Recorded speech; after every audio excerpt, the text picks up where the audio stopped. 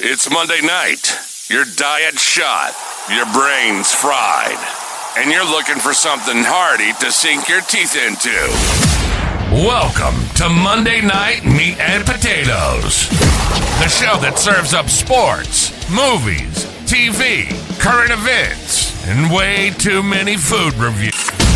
That's a wrap for tonight's plate of Monday Night Meat and Potatoes. If you laughed, argued, or questioned our food choices at least once, our job here is done. Be sure to follow, subscribe, and leave a review, because James, Jeff, and Jessica are just getting warmed up. Join us next Monday night for another full serving of bold opinions, bad jokes, and probably too many carbs. Until then, stay hungry, stay loud, and never forget, life's too short to skip the meat and potatoes.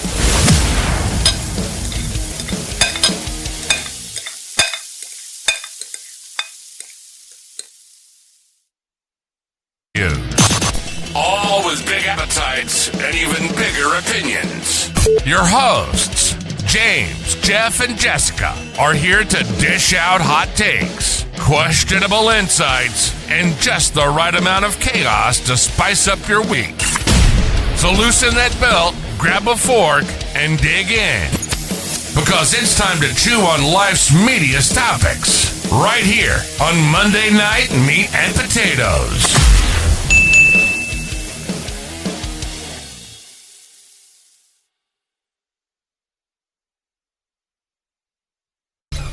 Well, at least there's 1/3 of the original host still here. That's me, James. We're going to have to fix our intro. We have new permanent hosts. We have my dad, Jeff, and our new host, Jessica. So welcome, you two. Welcome back to Season 2's premiere of Monday Night Meat and Potatoes on a Tuesday that we're recording. So that's a little behind-the-scenes magic. We record Tuesday, and we post it for Monday. So that's neat. So we have a couple raspy-voiced people here today. Jessica, how you doing today? Oh, I did lose my voice a little bit over the weekend, but we'll get through it. We got this. Yeah, it doesn't sound terrible. And Dad, how you doing today? I sound normal, so I'm okay. All right, so it's spooky season, one of my favorite seasons of the year. So we're gonna get into that here in a moment. But let's first of all talk about Monday Night Football. Oof. That was just awesome. What a game. To have 5th and 6th string secondaries beat the Tampa Bay Buccaneers and their red-hot offense, I think that was super cool. Shut down Baker Mayfield. I think he only had like 27 passing yards in the first 2 quarters. Something incredible. What do you guys think? You know, I was just discussing this with Scott, my husband, as we were watching. Is our third-string defense arguably better than our starters? In this game, I think they showed a lot of potential. What was it, Whiteside? Yeah. Nick Whiteside the second. Did incredible, in my opinion. 3 big pass deflections in like key moments for him. That was absolutely incredible. Jack Campbell come up with some big open field tackles to help the defense. Absolutely. McNeil being back made his presence known by getting that interior locked up. So their run game was shut down half the time. It was just incredible to see our defense do something when we're chronically ill on defense. You know, I've got to give it up to our new coordinator, Kelvin Shepard. I think that he seems like a really, really good guy, knows what he's doing. The players seem to respect him. Yeah, and he's got swagger. He definitely does. And, you know, the loss of Aaron Glenn and Ben Johnson had me worried at first. But now, you know what? I think we're just fine. I agree. Definitely are. Definitely. And Aaron Glenn, going to the Jets, and now what? They're 0-7? 0-7. Whew. Ranked last. They might be the first 0-17 team in the NFL history, which will take a lot of heat off of Detroit and Cincinnati. So that makes me feel for Aaron Glenn, though. I did like him on the Lions, and I would have liked to see him succeed, but first year as head coach, it's a lot different than being a coordinator. Yeah, and Dan Campbell also lost his first 9 or 10 games in a row when he became head coach. So you have the new coaching woes. You're on a team that is chronically bad, and you also have a quarterback that just is not able to air it out right now. So he's got a lot of challenges he's facing. And yeah, I did like him, but I do also remember, when he became our DC, he had a lot of question marks behind him. He picked it up after a season and a half, but he was questionable for a while, and then he became our defensive genius, which now I'm wondering, was it Dan Campbell all along? I was thinking the same thing. Is it really just all Dan Campbell, the mastermind behind everything that the Lions have been doing? Yeah. It's a thing going around that Dan Campbell rallies his troops to the point where they will run through a brick wall blindly for Dan Campbell. So he makes me feel that way as a fan. Yeah, I mean, I would run through a brick wall for him into his big, strong arms. As Shelby would say, Daddy Dan. So, outside of sports, unless anyone else has any other comments about this, I want to get right into some spooky season stuff. One thing I did want to point out is, as a Lions fan for many, many years, we have felt that feeling of, the officials, the refs being against us. And I was seeing a lot of stuff on social media, especially in Buccaneers fan pages, about the refs siding with the Lions. And whether I agree or disagree with it or not, it's kind of nice to be on the other side of it. I completely agree. I even welcome the trash talk that we get. The Lions are favored by the refs, or even Lions hate because we've been such a bad team. We've always been the pity party team. Right. So to have people say oh yeah, the Lions have this in favor for, it's kind of nice because we've been so bad for so long that we've been the laughingstock, and everyone just felt bad for us. Mm-hmm. But the one play that they're bitching about the most is simply the interception that got turned over.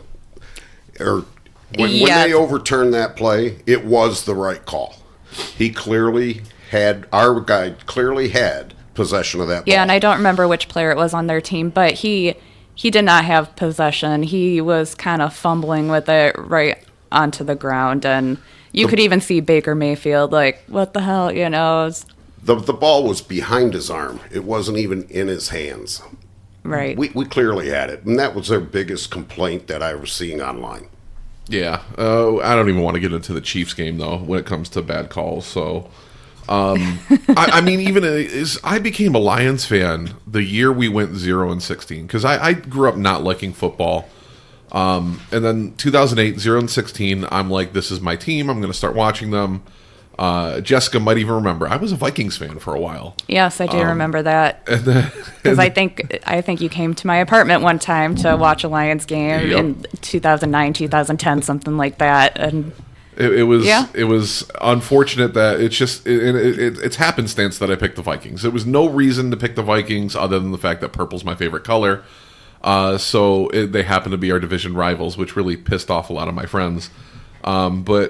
Lions was my team, but I had to have an alternate team, and that was my alternate team was the Vikings, and I rooted for the Vikings unless they were playing the Lions, or if I wanted to piss off my friend Jessica at the time. So, in history though, since 2008, I've seen 2 or 3 rule changes off season from Lions calls that had bad calls. The Calvin Johnson, catch that was ruled incomplete because he dropped the ball after 2 steps in the end zone. Come on.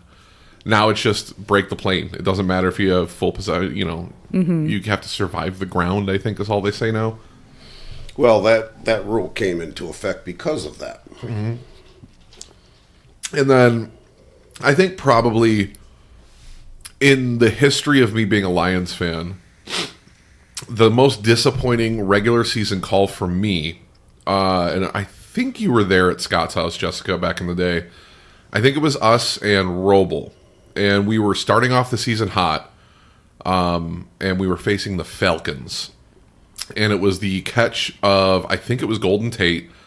They called it a touchdown on field, and then because they ruled it not a touchdown, and then a 10-second runoff happened, and we lost the game. Yep. Yes, I do remember this. It was our first loss of the season, I think. We had 4 games in a row we won, and we're like, wow, we have a good team finally. And then the fucking momentum just died in that team, and we went and lost the next 6. Mm-hmm.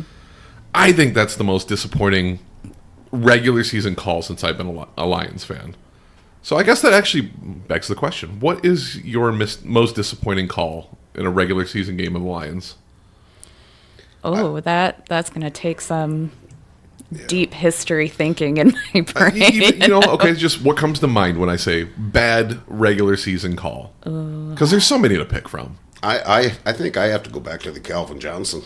Yeah. I mean, that one there really, really, how do I phrase this? Puckered my ass. I think only because this is, I guess, a fairly recent. I'm going to go with that Dallas game last year or 2 years ago. Or the eligible receiver? Yes. Uh-huh. Yes. And whether it was a good call or a bad call, it was just disappointing that it happened. Mm-hmm. And, I tend to believe that the player checked in and the, official made a mistake. Yeah. And unfortunately, I hate that officials can make a mistake that can completely change the outcome of a game. And there's absolutely nothing we can do about it but grin and bear it. Exactly. How about our Jared Goff reception?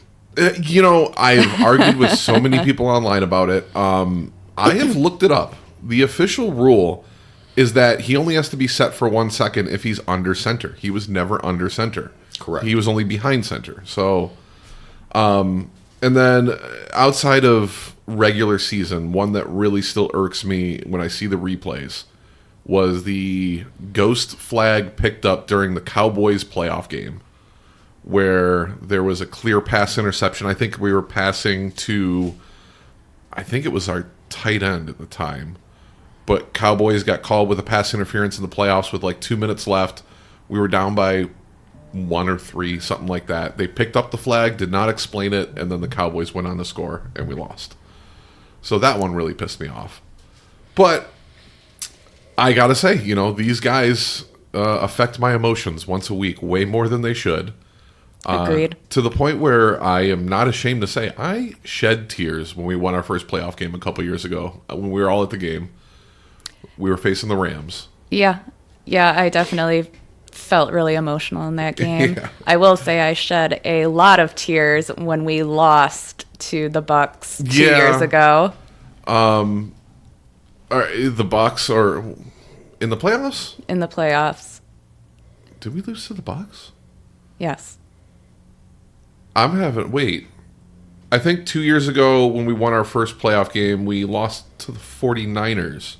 In the NFC Championship game? Yes, I'm sorry, not the Bucks. And the Bucks are fresh in my mind. And then the Commanders were the next year. Yes. The Commanders won't hurt me more, I think. But the 49, that year, the 49ers and the Chiefs went to the playoffs, or the Super Bowl, and they both looked so slow. They were just playing awful. The Lions could have won that Super Bowl with ease had we played better the week before, or 2 weeks before.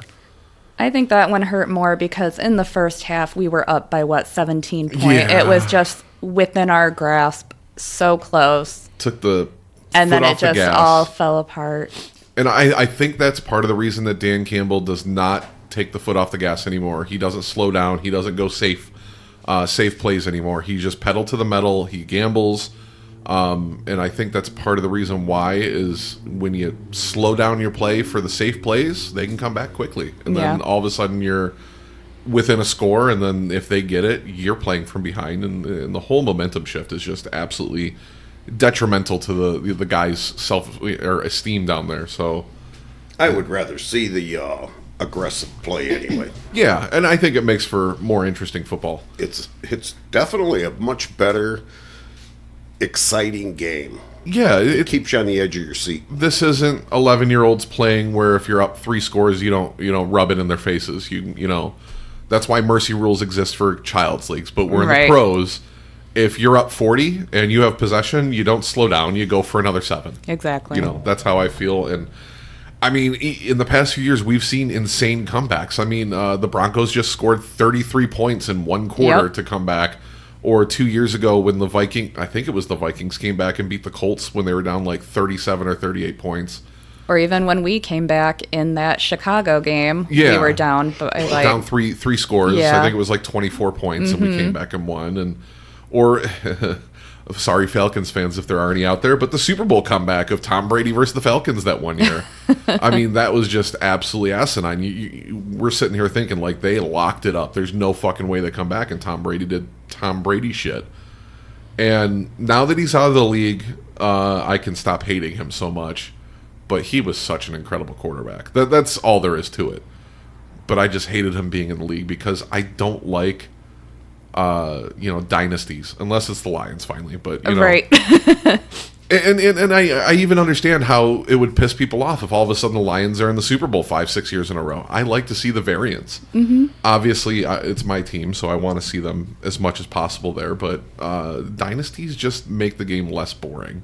Yeah. And that's why the whole controversy of the refs favoring the Chiefs lately is pissing off the league so much, or at least the fan base. Sure.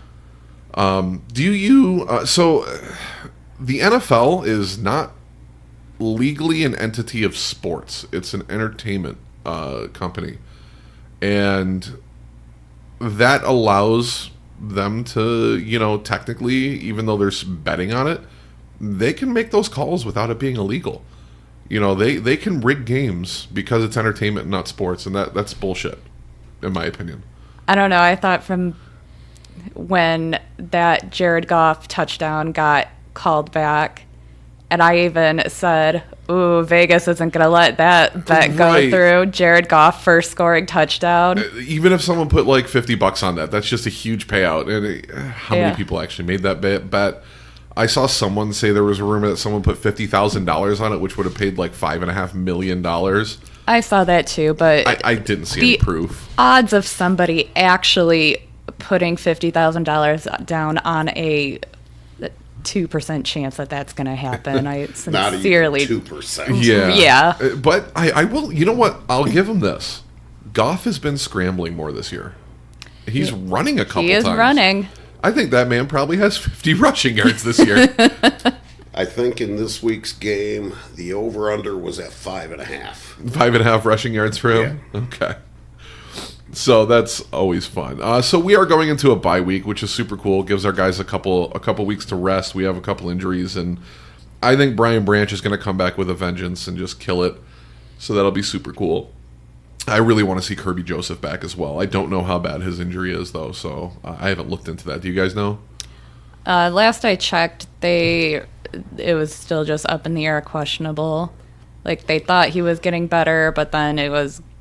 bothering him. What is it, his ankle? Yeah, I think so. Yeah. High ankle, I think. And that's always scary because a high ankle sprain can be 8 weeks, Right. But again, our organization's always been very secretive when it comes to injuries. Unless they're out for the season, we just don't know. Mm-hmm. We'll let you know when it comes time. Pretty much, I think that's every team nowadays. Yeah, and I think they do it for a reason. We also have, another week and a half left on the trade deadline, November 2nd, I want to say it is. Is there anything you want to see the Lions trade for in that time? Do you think we have any holes we need to fill right now, or do you think we're solid? After this week's defense showing, I'd say we're good.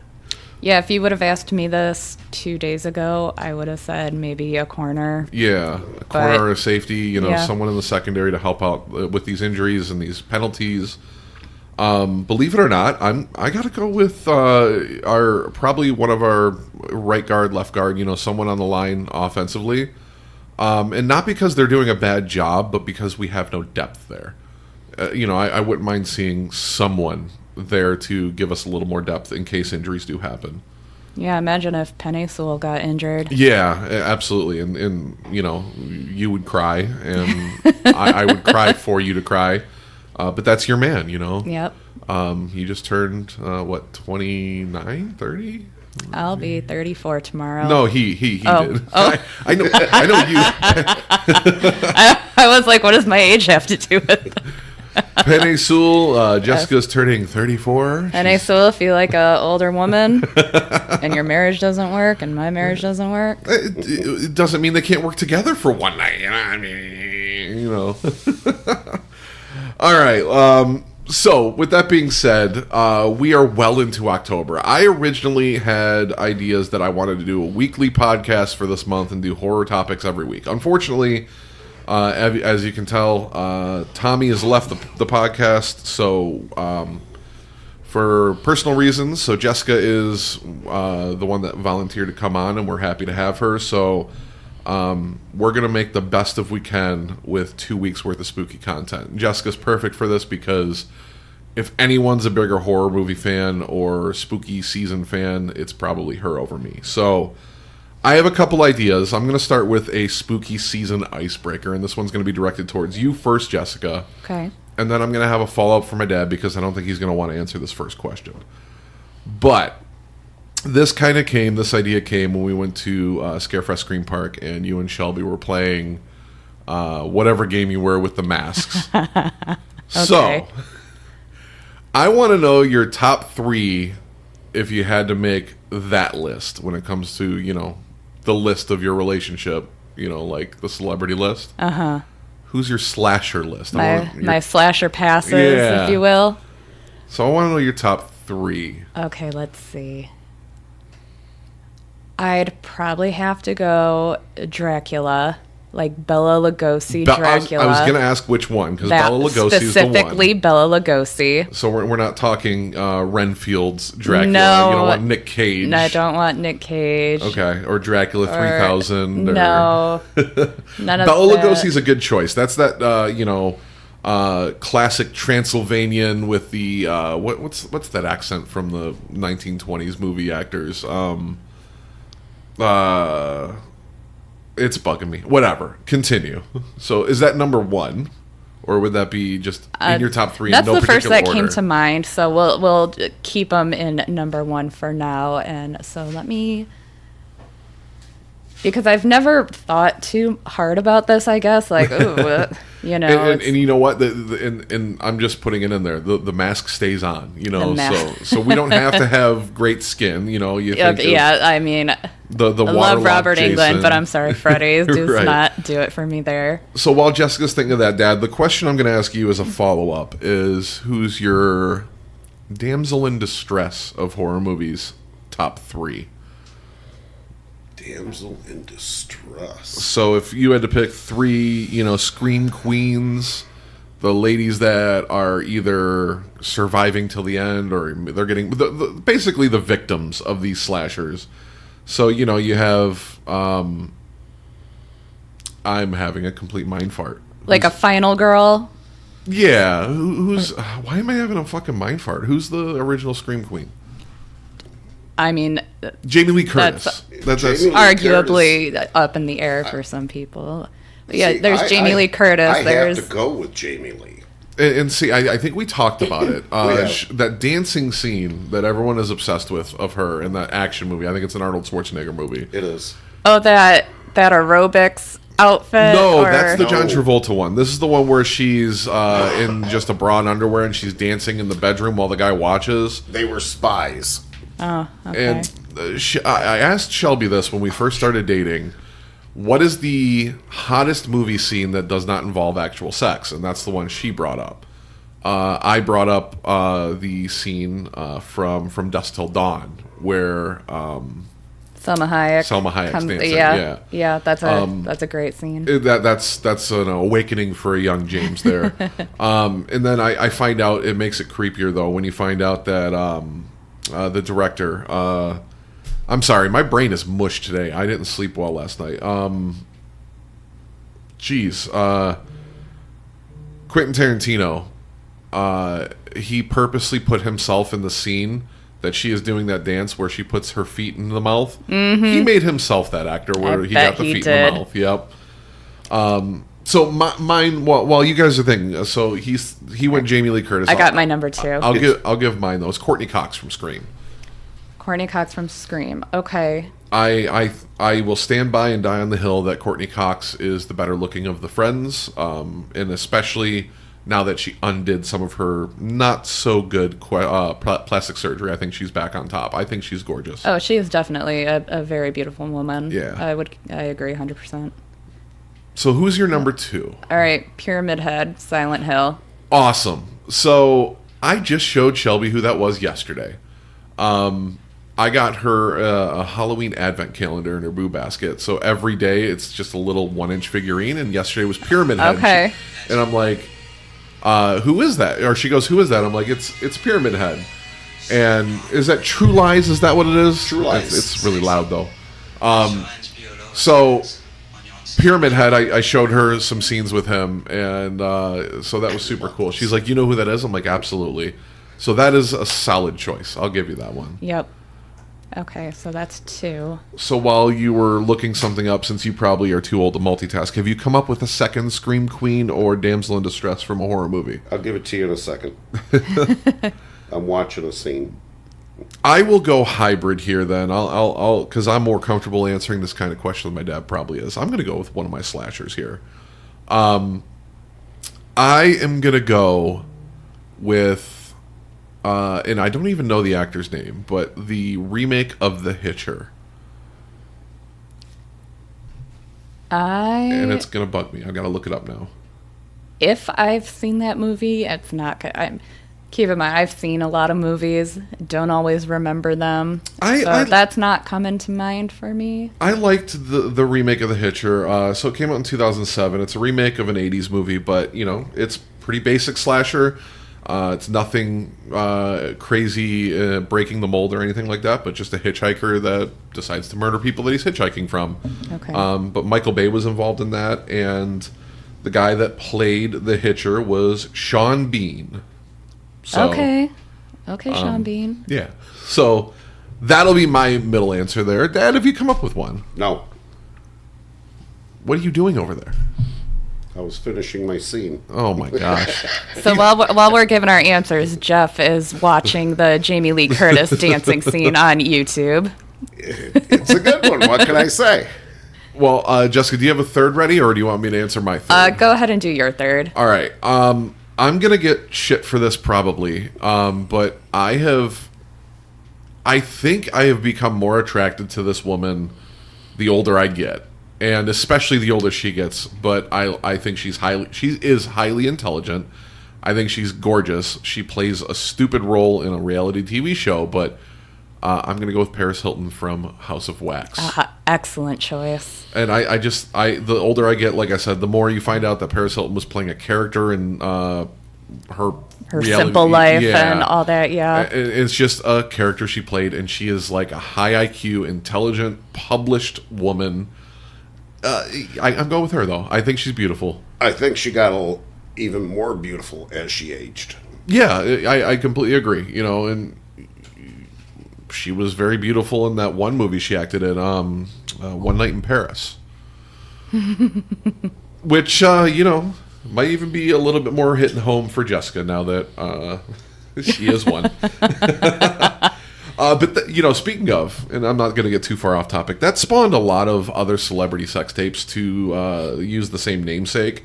And the one that you should avoid watching at all costs is One Night in China. And that is the wrestler China. And X-Pac. And I'm not going to get too graphic here, but China's use of steroids caused her mythical beast lady part, the man in the boat, to be engorged to the point where... I remember this being a hot topic of conversation in elementary, middle school. Yeah, her lady part was so engorged from steroid use, it looked like a little peepee. And... that makes me question X-Pac's motives. I you know, no judgment if that's how you are, but I think it looked a little more than a little piece. it might have been bigger than some men. Let's leave it at that. Anyway. All right, you have a third? I think I've narrowed down my third, and just because, you know, everyone likes a little BDSM action, so I got to go with Pinhead. Okay. I mean, that's a solid choice. Did you like all of those movies, all the Hellraisers? Because I have a real hard time past 2. No, I do not like. Okay, do I own all of them? Yes. Have I watched all of them more than once? Yes. Fair. Are they good after the first 2? No. I can honestly say I've never finished even the first one. That is a very, very disappointing statement from you. Hellraiser is one of the coolest fucking, horror movie. Well, Hellraiser is an awesome horror movie. The whole, I mean, Jessica even has a tattoo from that movie. Yes. The something box. My brain is mush today. The lament configuration. The lament configuration and what they're the puzzle box, if you will. You have to finish that movie. It's got great lore. The story is amazing. Yes. The acting is a little cheesy at times, but that's what you get out of an 80s horror movie. And then watch the second one because I enjoy both equally. I especially like the second one because you get a little bit more in depth of inside their realm. Yeah, and I you like them equally. I might put number 2 a little bit above, and just because of that reason. Yeah. As much as I like movies like that, I'm surprised I never have finished it. Yeah. Shelby and I have been trying. We're failing miserably because we've just been so busy. But we're trying to do a horror movie a night for the entire month of October, and we both have one veto. Because if there's just one that's like, I am not watching that if I've seen it, or vice versa. But then we also have a one where you cannot veto. So like a solid choice. And so she has always had a problem with movies involving space. It gives her anxiety about space in general. But am using, because we haven't watched yet, I'm going to use my you cannot null and void, you cannot veto this choice, but Event Horizon is going to be the one for her. So I love that movie. Have you seen that one? That is my favorite horror movie of all time. Are you serious? Yes. Okay. You have earned a lot more respect from Yes. me. And not that I didn't have respect for you. I did not know that. Yes. I love that movie. If I've seen it, I wouldn't know it. Jeff, you are just bumming me out. You have to watch that movie. Like, literally, you must watch it. It is not overly gory. Denise could even watch that movie. And it has Lawrence Fishburne, Sam Neill.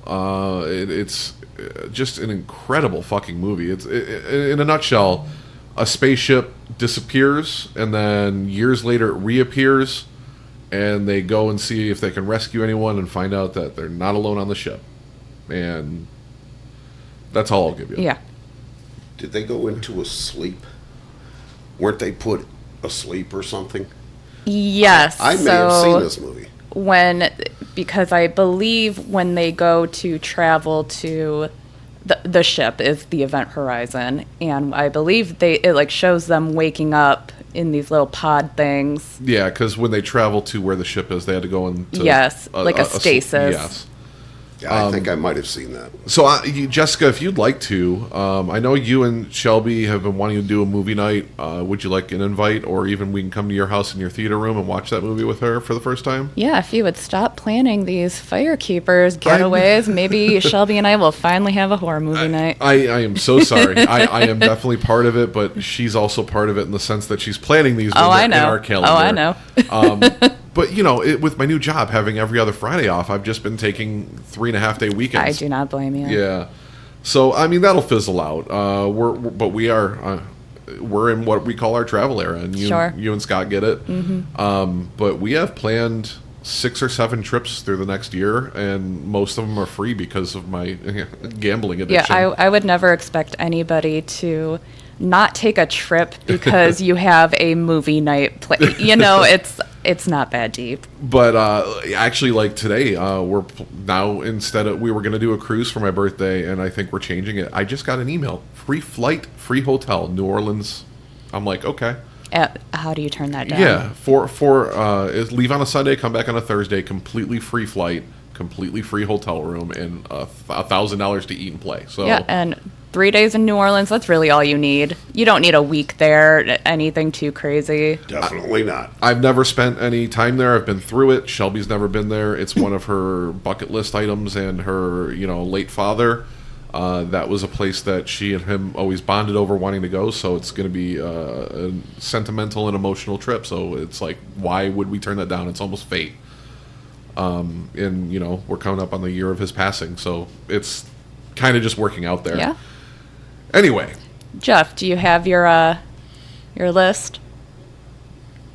He hasn't been thinking at all. I'm tired. He's not forced to actually use his thoughts until the podcast comes back, so we got to give him a week or two to come back. So we'll just get into my next thing then here. I asked you both to think about your top 10 favorite horror movies. The reason I did that is we're going to have and it's just going to be you two because I'm going to keep track here. We're going to have a horror movie draft. So you guys will go back and forth drafting your top horror movies, but if one takes one that's on your list, it is no longer up for grabs. So that's kind of why I had Overkill, because we're only going to do 6.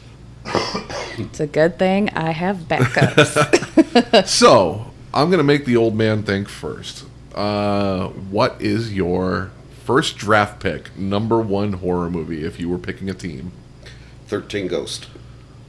13 Ghosts is a solid choice. I'm assuming you're going with the remake from the early 2000s with Matt Lillard and that crew. 2001. 2001. Okay. That is an incredible movie. Jessica, was that by chance on your list? Yes, it was. So hopefully not too high on your list, but that one does eliminate it for you. So let's talk about it. 13 Ghosts, what makes that your favorite horror movie? I saw that in theaters with you. That was one of the first memories of going to the movie with Dad that I have, was seeing 13 Ghosts, and I think Denise came with us. She didn't watch it, but she was there. Yes, and that's how I found out Denise was a little avoidant of gore. So tell me about why that's your number 1 pick. I think you already know the answer.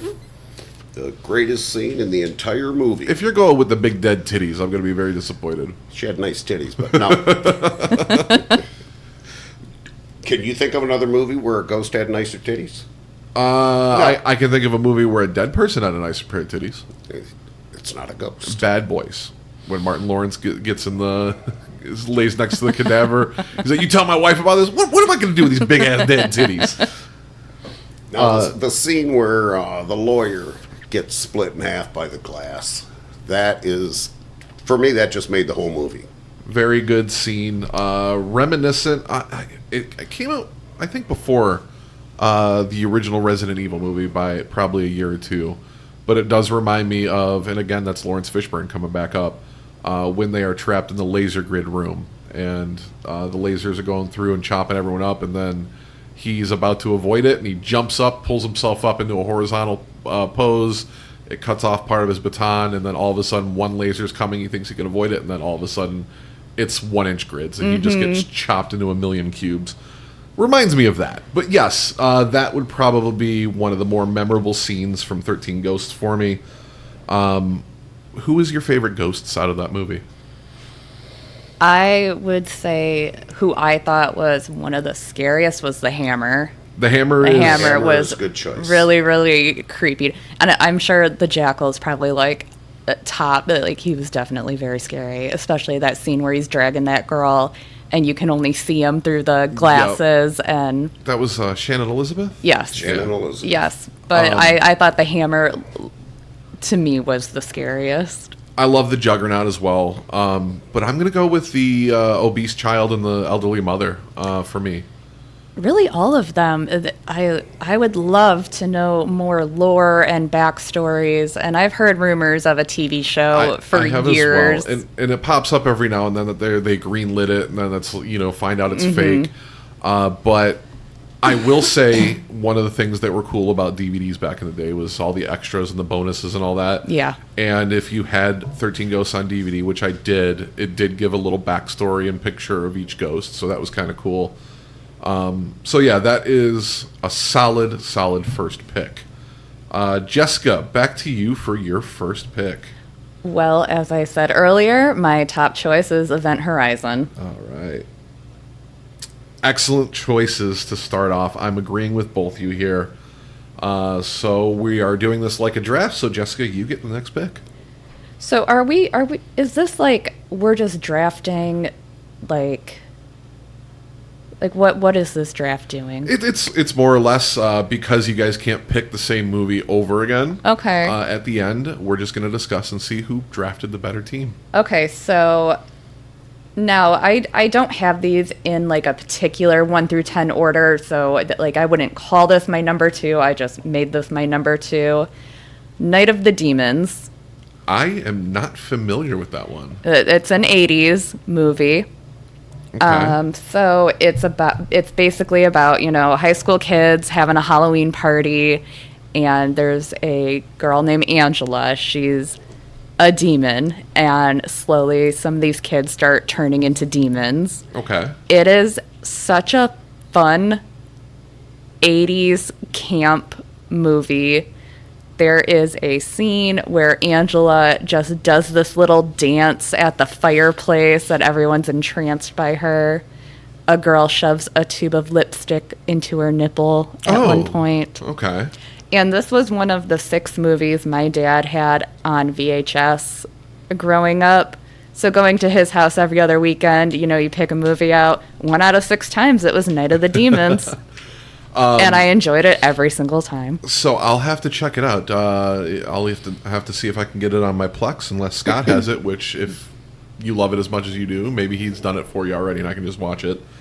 But I will check that out. Now, so it's demonic.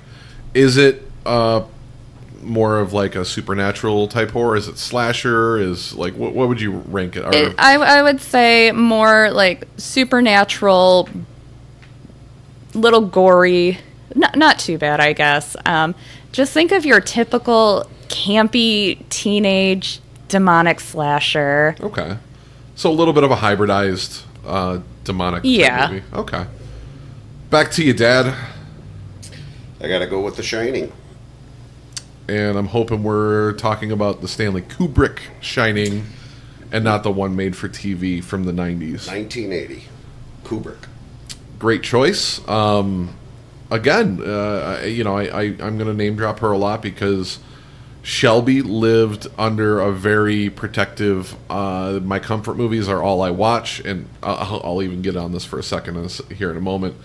I took her to see The Shining in theaters when it did a big screen rewind about 4 or 5 months ago for her to see The Shining for the first time all the way through. And seeing it, any time one of your favorite movies is on the big screen, it's just a wonderful time.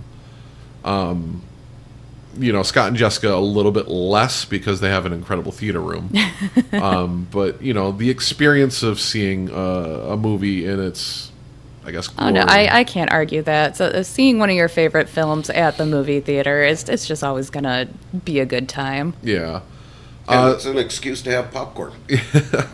Which, I don't know if maybe I'm just becoming less akin to it, but I feel like I liked movie theater popcorn a lot when I was younger, and maybe it's just not as good. Maybe it's they're using cheaper fake butter. GMOs maybe is the problem. I don't know.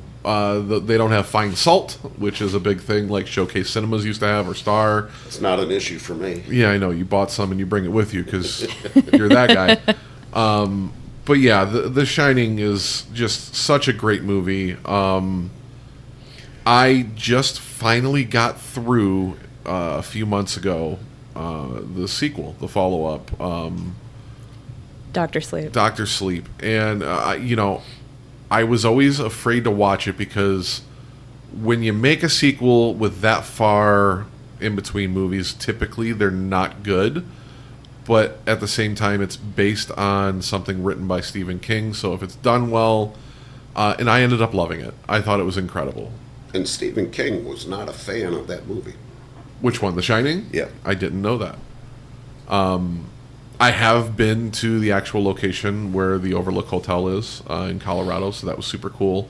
Have you and Scott done Colorado yet? No, not yet. Will that be on your list if you get there? If it's near where you are, is to go see it? I mean, if it's near, probably. Yeah. Because, I mean, even when we went to Maine, we did the Stephen King tour and went to his house. So yeah, and any chance I can get to sneak something spooky related in. Absolutely. I actually just showed Shelby again the remake of Carrie. She just watched it for the first time when we were in Firekeepers. Okay. And you know what? It gets a lot of negative reviews, but I didn't think it was terrible. It's not super rewatchable, but I thought it was okay. Now, the remake with Chloe Grace Moretz, Yeah. I just think is way too attractive of an actor to play Carrie. You know, in the book, she's supposed to be like fat, ugly, greasy, acne. Yeah, and that's And then how you've it got went. Chloe. Don't try to tell me Chloe Grace Moretz is being bullied for being fat, ugly. You know, Right. The remake cost more to make than it took in revenues. I didn't know that either. I did. I looked it up today. So, Because Carrie was on my list. was Carrie Stephen King's first book? yes, Yeah. yes. So you know, and again, it's not a polished gem, but it has a good story. And Julianne Moore, I think, was the best part of the remake. You know, playing the As the mom. mother. Yeah, I thought she nailed that role. Some of it though, you know, was stupid to change for the modern day. So yeah, I mean, I'd give it like a C minus. It's okay. But when I was talking about a moment ago about Shelby being very much into her comfort movies, when I tell you that she will rewatch a movie over and over, I mean when we went to our Alaskan cruise, which on a cruise ship you have very limited on-demand movies to watch. She watched Sweet Home Alabama 4 times in 1 week. 4 times. Almost the fifth, but I refuse to let it go. The on movie again. with Reese Witherspoon. Yes. And you know, it's not a bad movie, but I can't watch it twice in a week, let alone 4 It's times. very cheesy. I think I saw that in theaters, and I have never watched it again. It's a cute rom-com, but Yeah. it's not, you know, it's not got the rewatchability, but Shelby will, when she is in a bad mood or, you know, not having the greatest day, like, she's going to put on Practical Magic. It's going to happen. I know it's going to happen. That movie is on the TV in my house once a month at minimum. So I think, and this is just, I think it's more of it's not only comfort, but an anxiety thing, where new movies are more anxiety inducing than just watching something that she knows Oh, definitely. every word of. But I think a lot of us have movies that we can never get bored of. So, and I'll say one of them for me is This Is 40. I don't know why. It's just such a real relationship. But getting off topic here, Dad, it's back to you for your next pick. The Thing. Okay. Oh, John Carpenter's. John Carpenter. Okay. A movie that I have only seen once and have not watched in probably 15 or 20 years. I remember it being great. I remember the movie. I know what it's about. But I couldn't tell you much about it. It actually came out before you were born. Yeah, it was 1980 something. 82. Yeah. Yeah, I know I've seen it. I know I like it. I know there's a dog in it. In the beginning. Yeah. and you know, just based on the fact that I've written many horror trivias, I also see these tidbits and Easter eggs and things like that. If you pay attention after you know the twist in that movie, is that apparently right in the first couple minutes of the movie you can see what the twist is and what the thing is. I've read, this was floating around on the internet somewhere, maybe Reddit is where I came across it. Someone had rewritten the entire movie from the Thing's point of view. Interesting. It was really good. So whatever fan fiction, whatever writer out there in the world, great twist to the story. I used to love fan fiction, you know, and I read a lot of Harry Potter fan fiction and things like that. But I still got to give it that one of the worst fan fiction turned reality is the fact that, and we've talked about this before, that 9/11 is directly responsible for 50 Shades of Grey. Yeah. Yes. I have never seen that And My movie. Chemical Romance. Yeah, so, I mean, do you know the story, Dad? I know the story. I've never seen the movie. Well, no, I mean the story of how it's connected. No. So the tragedy of September 11th, the attacks on the Twin Towers, inspired Gerard Way to change his musical path into an emo band. That emo band inspired Stephanie Meyer to write Twilight, and 50 Shades of Grey started as a fan fiction of Twilight. So 50 Shades of Grey is Yep. directly responsible or connected to Interesting. 9/11. Yep, that's a really weird one. And another couple, weird tidbits. 9/11, we would have lost Seth MacFarlane if he didn't oversleep and miss his plane. He was supposed to be on one of those I planes. do think I've heard that. Yeah. But he got drunk and overslept and missed the flight. So I'm not saying the man is like the best comedian of our time, but he's up there.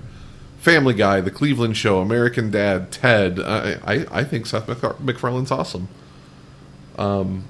So, Jessica, third pick. All right. This is a bit of an oddball one, but you know me. I've seen a lot of horror movies. This is definitely top 3 for me, and it's Dee Snider's Strangeland. I can completely get behind that one. I'm going to guess my dad has never seen that one. Doesn't even ring a So bell. Dee Snider from Twisted Sister made a movie and starred in it called Strangeland. Soundtrack, 10 out of 10. Movie, in my opinion, 10 out of 10. That's Captain Howdy, right? Yes. Yeah. So it's about this man who goes by Captain Howdy, and he's luring people on the internet to, I guess, torture them, but he's mentally ill, and he's trying to bring these people to such a threshold of pain where it's pleasurable, because in his mind, pain and pleasure go hand in hand. Yeah, he's a sadist. Yes. Yep. My kind of movie. It's a great movie. Robert Englund's in it. Yep. I got to throw it out there, Jessica. I know we've talked so much about horror movies and books and games. You're coming with some picks that are coming out of left field, and I'm very excited to hear the last remaining 3. Because these are not the ones, Event Horizon, it was a surprise to find out, but Night of Demons, never heard of. Strangeland, not someone or something I'd see a lot of people pick. So these are kind of exciting picks. I'm liking this. I think Scott sat down and watched some of Strangeland with me.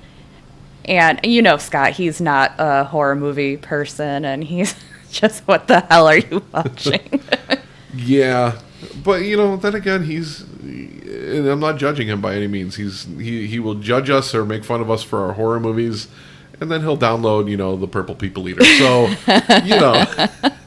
we all have our opinions Right. and stuff. So, Jessica, since we're doing the snake of the draft, it's back to you for pick number 4. Okay, let me go back to my list. Okay, so this was a tough one for me to pick out of the franchise as a whole, but I had to go with Nightmare on Elm Street 3, Dream Warriors. Okay. And it sounds like Jeff was maybe agreeing. Delete. In the franchise, if I had to pick my favorite one to rewatch, it is that one. That's a solid choice. Now, what makes that one your favorite is what I'm going to start with. So, to me, Freddy Krueger is just such an iconic character. And I would say, not counting number 2, because I would put that as the worst one. I thought 3 on is where he became a little more goofy with his one-liners and, where he comes out of the TV and it's prime time, bitch. Yeah. That just made me love those movies. Nightmare on Elm Street, the original, of course, it's one of the best ones in the franchise. It's a great movie. I love that character.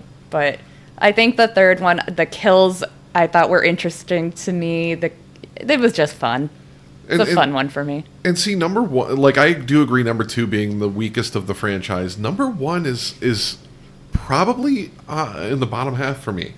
It's iconic because it created this franchise, but they weren't figured out. Robert Englund came into his character much more, like you said, later in the franchise, and I do think that the original one from 1984 is one of the weaker offerings of the franchise. Not to say it's bad.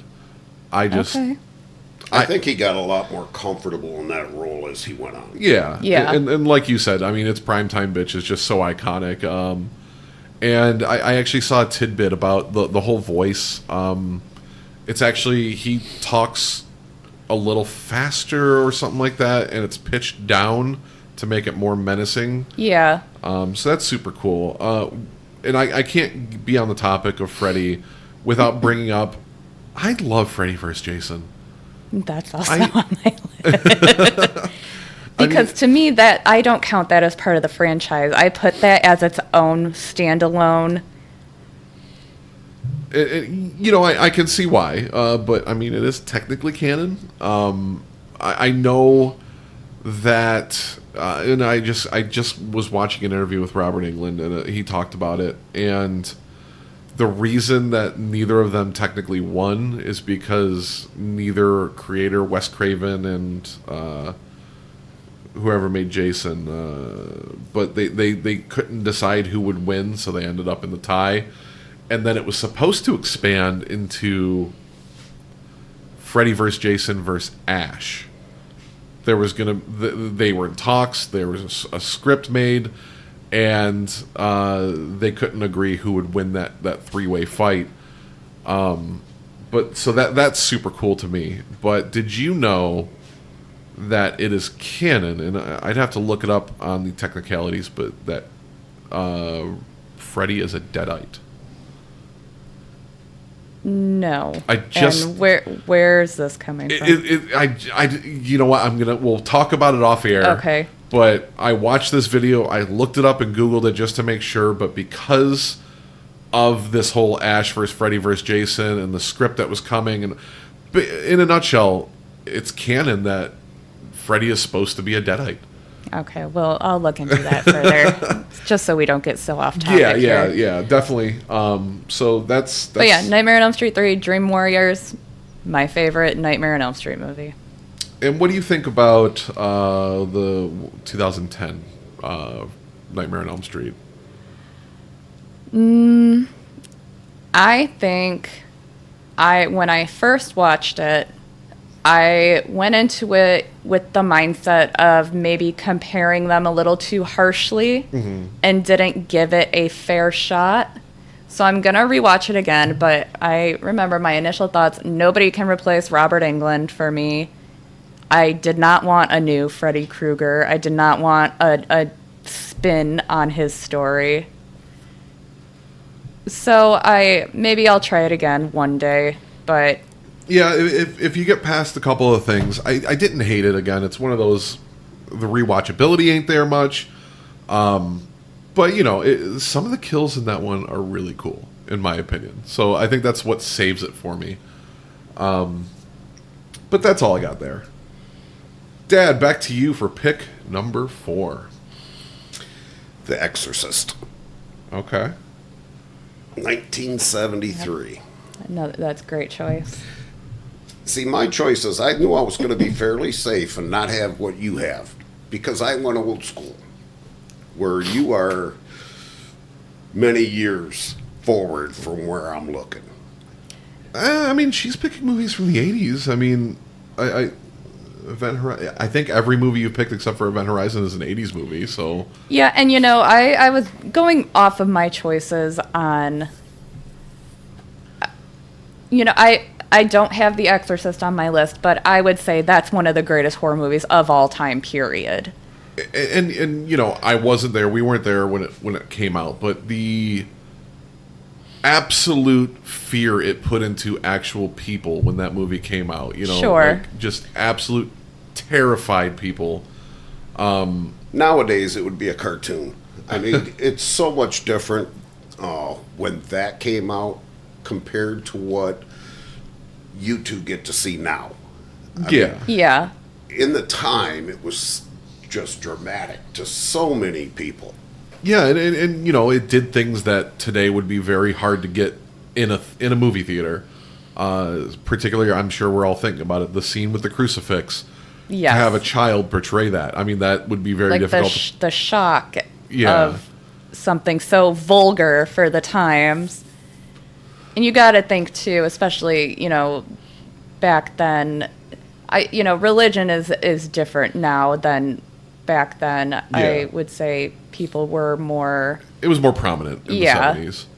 and to see something like that, I'm sure there's people who do believe that that kind of stuff is real and exorcisms are happening. And Did you guys ever see the Blair Witch Project? of course, I'm Never seen it. Believe it or not, I have never seen that movie. I'm sure you know the story that when that movie came out and it said that this is a true story. Yep. And people would see it in theaters and think that that was a real found footage. And my mom went and saw that in theaters, and she said it scared her so badly that she walked out. See, I to this day, I've never watched the movie. And the actors were so good at promoting it, and social media wasn't a thing back then, so they were pretty much stayed hidden. Like, people thought these were real people that disappeared in these woods. They did some viral marketing for it, and from what I understand, the actors weren't exactly told the script. A lot of that was, you're in the woods and they're told what to do and they know they're on a movie, but they didn't know what was happening. Yeah. So some of it was very real reactions. Yeah. But that The Exorcist and Blair Witch Project both spawned entire genres of horror movies, and found footage is one of my favorite genre of horror movie. Some of them are really fucking bad, but there are some bangers out there. And found footage even would go as far as to say, and I didn't like it. I'm not a fan of the franchise, but that spawned into what is considered one of the scariest movies of all time, Paranormal Activity. But then you have things like Cloverfield, which is probably no, that's my second favorite. Wreck has got to be my favorite found footage movie. So that's great. Have you seen? I have not seen Wreck. You have not seen Wreck? No.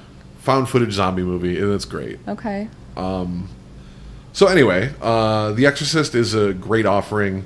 When it comes to exorcism movies, I love The Exorcism of Emily Rose. I know it kind of bounces back and forth between the story and the actual court proceedings, but I think that's a great one too. So that brings you to pick number 5. Oh, me again? Yep. Now I'm going to go really, really far back, and you guys may or may not have ever seen this movie. Try me. Alfred Hitchcock, The Birds, Of Yes. course I've seen The Birds. 1963, I want to say. 1963. So yes, The Birds is an iconic movie. I mean, do I think it's good? For its time, that was fabulous. By today's standards, no. It's very cheesy. I was leaning towards your draft as being my pick out of the two so far. I knew that this one, was going to give you a problem. That one just dropped you down. That is picking. I don't know.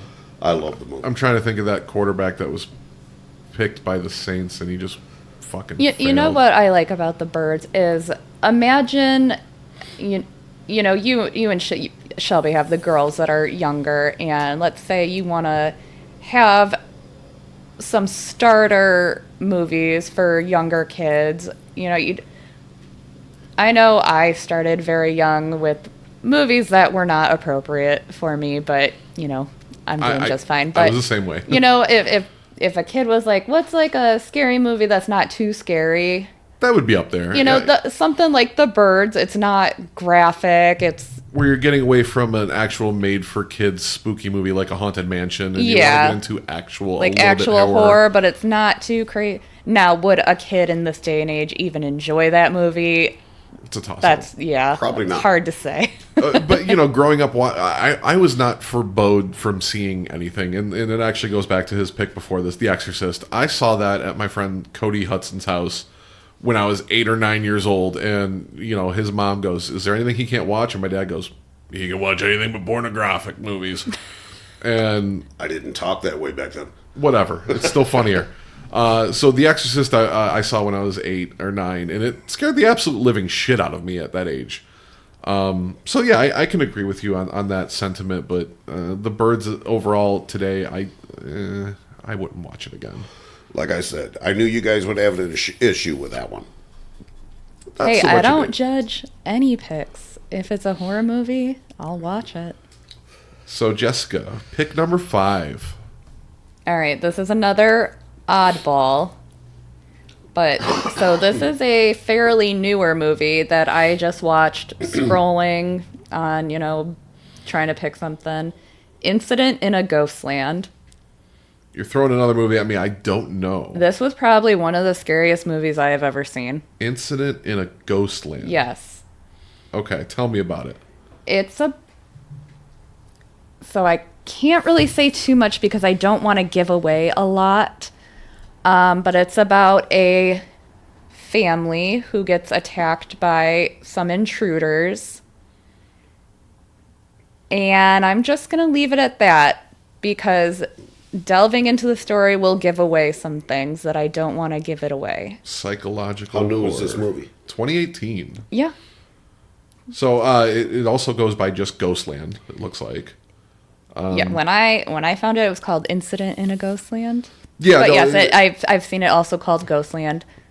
I recommend this to anyone who asks me for a movie to watch that it's not popular. Maybe one has never seen it all day. It looks like this was filmed in French. Oh no, it says English, but it also has a French version because it was made by a French-Canadian filmmaker. So super cool. It won the Festival International du Film Fantastique des Gardemar, French word. So I'll add that to my list. Would this be if you were just picking your top? So you said one of the scariest. One of the movies scariest movies I have ever seen. Okay. I'm very interested because I usually respect your picks on horror movies. So I'm going to add that to my list of watches. And I'll just say this: there's a twist that I did not see coming. Okay. Speaking of twists, I watched this movie with you, Jessica. One of my favorite twists in horror movies was The Boy. Ah, yes. And have you seen The Boy? Go into that completely blind. That was a fun one. The twist at the end was super cool.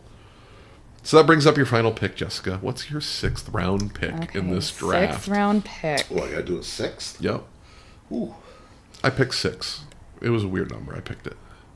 Okay, so now I have 10 listed. Having to narrow this down. Like I said, I didn't put these in a specific order, so I'm just gonna wing it off my list here because I'm feeling really good about it. I've seen this movie so many times. Wishmaster. Great choice. And one of the things I love about this movie is the little cameos from so many iconic horror actors. You've got Tony Todd, you've got Kane Hodder. Such a good movie. And I got to meet the actor who played the Wishmaster at a horror convention. He was super cool. I think he hit on me. But, I'm going to go out on a limb and say this is probably another movie my dad has never seen. Nope. So that is loosely based on a type of entity called a djinn. Yeah, like a genie, But like an evil one. Yeah. What am I hearing? It's my phone. Oh, your phone's vibrating. I'm like, something weird is happening. Do you need to pause and take a call? No, I'm getting a FaceTime. Okay. Tommy Jr. So that brings up your final pick in this draft, Father. I am gonna go with the original Saw because we didn't know what to expect. After that, it goes downhill. See, and I think you solidified me picking Jessica's draft over yours, even though I haven't even seen 2 of her movies. I am very critical of the Saw franchise as a whole, and I think the first one is one of the weaker offerings. First watch through, it had some parts that were, the twistiness and I don't know what's coming, and of course the scene of, and it didn't even get too graphic, of him cutting off his foot and all that kind of stuff, but I'm just not a huge fan of Saw as a franchise. I don't know. See, I disagree. I think the first one is the best one of the franchise. And my favorite would be the second one. So I also can say that their spin-off movie that came out a couple years ago, Spiral, with Chris Rock, was Terrible. just awful. Terrible. Absolutely fucking awful. Have you seen that one? Nope. Don't bother. Yeah, Chris Rock plays a detective, and it ties into it, and it's just horrible. No, I think Saw is a good choice. I went and saw that in theaters, and I loved it when I went and saw it. Yeah, when I seen the original, that was in the theaters. Yeah, and I respect what they did, and it's just I think the movie franchises that are they grow into the just what creative grotesque way can we kill off these people, they lose their charm for me. And again, Saw 1, the original, did not do that, but the contraptions and the kills get so out there. I put Final Destination in that. The first two are great. The new one I liked, Bloodlines, but a lot of the in-between ones from there to now I didn't care for. See, I thought Bloodline was kind of boring. Yeah, well, I mean, that you're entitled to your opinion, but you're wrong, and I hate you, so... Another thing I'll say about Saw is I'm one who loves a good movie score, especially horror movies. And I liked the score in Saw. Okay. And I think it sucks that these new horror movies nowadays don't give you that creepy score like Halloween, Nightmare on Elm Street, The Exorcist. I thought that plays a big part in setting the tone of the movie. Absolutely. And you don't have many horror movies nowadays that have a song or a tune or a jingle or anything that is just iconic to the point where it gives you chills just to hear it, Agreed. I think it's Paul Oakenfold that did Tubular Bells, which is the theme to The Exorcist. That was not a horror song. It was just this melodic... No, but you hear it now and you know exactly where yeah. it's from. Halloween being another very iconic, horror score. But I love soundtracks in general. I, as a vinyl record collector, I probably have 40 soundtracks just because I think they're incredible. Sure. So I'm going to throw a couple movies at you guys that would be on my draft if I was part of this. Okay. And I'm just curious your opinions on these. My all-time overall favorite horror movie is The Descent. See, okay, I had that on my list Okay. So did I. because I would say in terms of jump scares, there's a time and place for it. And I don't like when movies overuse jump scares. And I thought The Descent did it perfect. I agree. And it also combines multiple fears into a horror movie. You have claustrophobia of spelunking. You have monsters. You also have betrayal. Yeah. I mean, there's a lot to it that is just not I'm a one-dimensional horror movie. Now, the next couple I'll say are, there's various reasons for it. The Mist is one of mine. Which one? The movie The Mist that was made in 2010, maybe, where there. Yeah, so like Stephen King's The Mist. They made a TV show that was shitty, but I don't think there was another movie. I believe there's two The Mist. Are you thinking of the Fog by chance? I only know of one Mist. Same. And that one is a pretty typical monster movie, but again, I think it adds that claustrophobia because you're locked in a grocery store. Yeah. But the ending, for me, is just incredible. I know a lot of people are... Ending was grim. Yes. Very grim. And that's not how Stephen King ended the story. No, but I think he went on to say that he actually preferred that ending and wish he would have came up with that himself. Yep. So that is one of my choices. And then I have two more. Okay. One of them is... This next one is... I don't know why. I just absolutely adore this movie, but Oculus. Okay, so I remember seeing Oculus. I don't remember anything about it, but as a big fan of Mike Flanagan and all he's been doing lately, I need to go back and rewatch it. Rewatch it. Have you seen Oculus, Dad? I don't know. Now that's got your girl, right? That actress. I don't... The one from House. No. Where? No. She's That's not her in that movie? You're thinking of Olivia Wilde? Yeah. No. That's not her. Okay. No. It's Karen Gillan, who played Nebula in Oh, okay. Guardians of the Galaxy. Okay. But Olivia Wilde played in one horror movie. I think it's called The Lazarus Effect. Awful movie.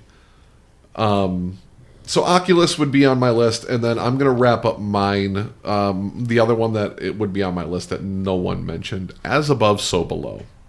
I watched that with you. Yeah. Yes. I think that's another good found footage movie. I think that was just a random Netflix find that we decided to watch one night. And so that's one of my favorite horror movies of all time. Good found footage, loosely based on Dante's Inferno. Yeah, you got the catacombs are always going to be scary. Yes, you know, and I want to go there so bad. But there is. I think if you notice, a lot of these kind of, and I'm not claustrophobic, but a lot of these have that claustrophobia factor. I think isolation horror might be, now that I'm talking out loud about it, might be one of the genres I like a lot, because catacombs, grocery store, Oculus they're pretty much isolated to that house. So yeah. Okay, those are good choices. I like your draft. So anyway, I think we all saw it. Let's do. I'll let you guys decide if you want to do spoilers in this review, but I don't mind if we do, because it's such a fucking bad movie, and if we can save someone from watching it. But let's talk about the new Conjuring. Because I think you all saw it together, right? Yes. Yes. And Shelby and I watched it last week, and I am just so disappointed. Yeah, and as a franchise, I enjoy those movies. This one was so bad. Very predictable. Very predictable, and just I don't know. I'm trying to word this in a way where it's not giving up too much spoilers, I guess. The popcorn was good. How's that?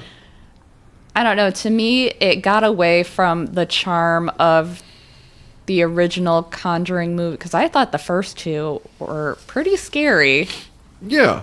And going back to inappropriate use of jump scares, that movie tried.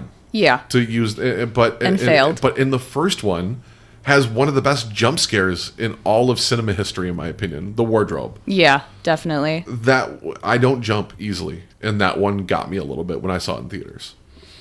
See, before we went and seen it, I binged watched that entire Yes. all of them Yeah. prior to going, and then when I got there to watch the third one, I was like, I could have went and took a nap. So that's The Devil Made Me Do It. I thought that one was lacking compared to the other two, but still good. I still enjoyed it. This last one, I will never watch that movie again. Yeah, there was not only so many plot holes, like, without giving any spoilers away to any real plot lines, but, like, the girl pukes up fucking a gallon of blood and glass, and they rush her to the hospital just for her to be back in the next scene without explanation of what happened or anything. Yeah, like, and you're telling me her internal organs just healed? Yeah.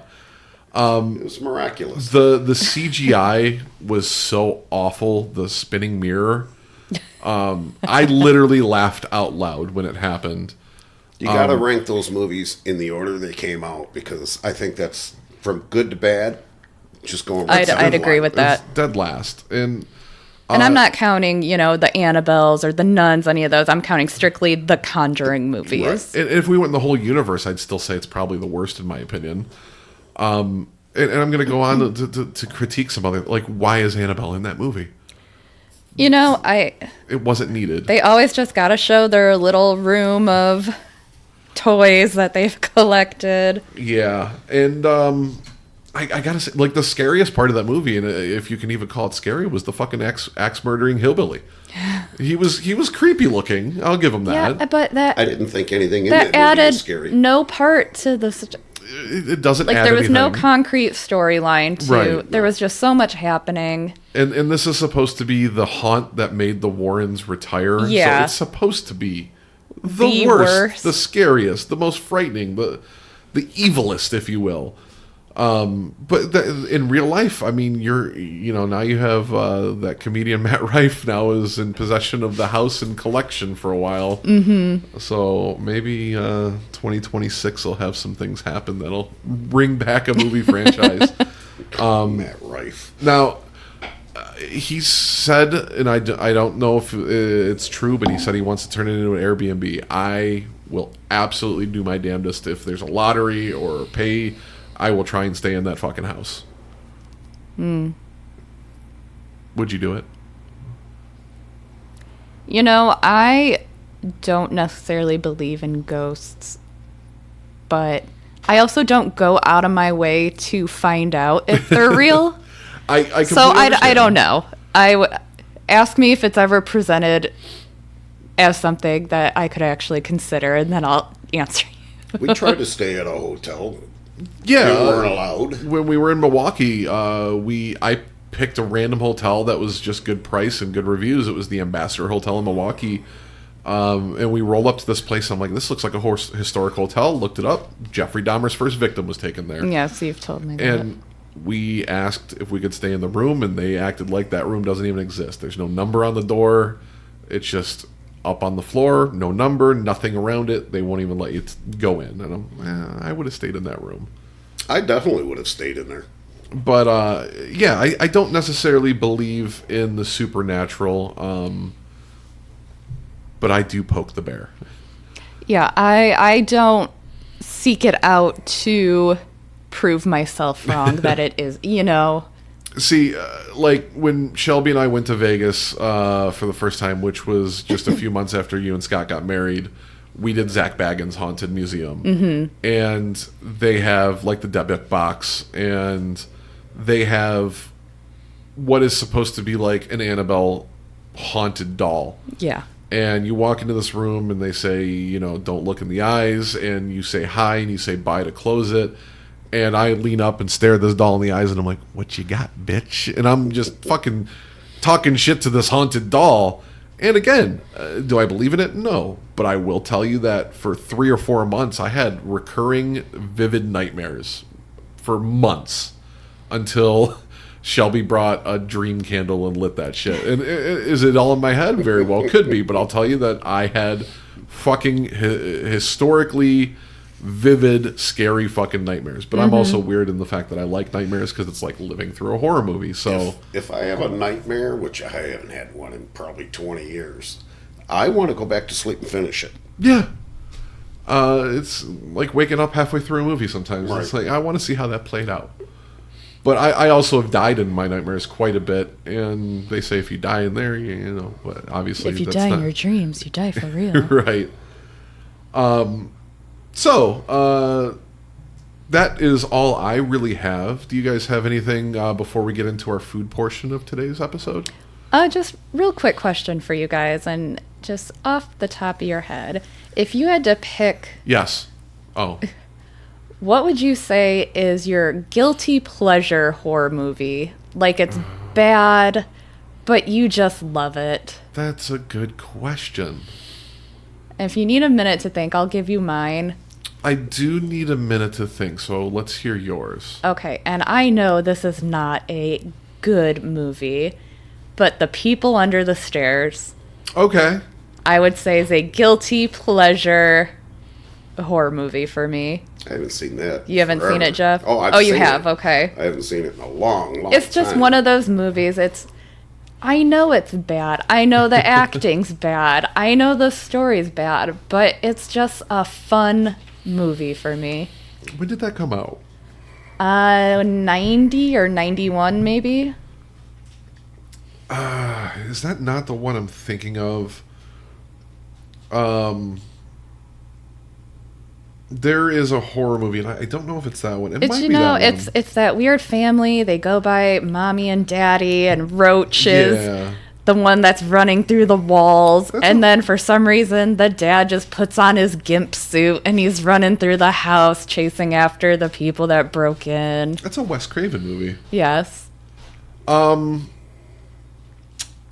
got 2 that are coming to mind.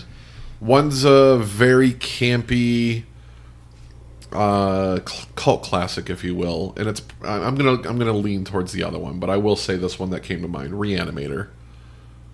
Okay. But I'm gonna go with my guilty pleasure was Paramount's attempt to battle the movie franchise The Gremlins, and it's called Critters. Wow, that movie sucks. Guilty pleasure movie of mine. You know what? Great choice. You That's know exactly it's what bad, a guilty pleasure but movie yes. is. Yes. I would also, I'm going to throw it as an honorable mention as well. It's also a Stephen King movie, and I'm failing to remember the name of it, but it's the one where the comet goes over the planet and all the electronics and machines come to life and try and kill people. Oh, Maximum Overdrive. Thank you. That is an honorable mention for me. I mean, that's probably one of the best, worst movies in the world. I love the scene where the vending machine is just spitting sodas out and, you know. And I believe Stephen King actually directed that. Am I correct? Yes. Okay. It was a made-for-TV so movie. I think that was just one cocaine binge. Wing it. And you know what? There's other ones that do come to mind, but I think they're purposely made bad. Or they're Sure. purposely made to be not taken seriously, like Rubber.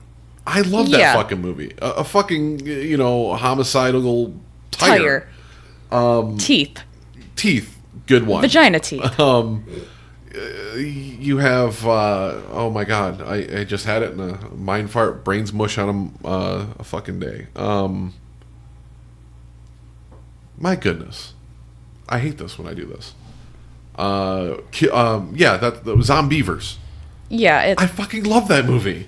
But they're not made to be taken seriously. exactly. So, I did find out recently, and I haven't seen it, and I see it on Amazon Prime all the time. I one day want to just sit down and watch the stupid 80-minute movie, Velocipaster, I've seen that scrolling through. getting a sequel. Oh boy. It's probably fantastic.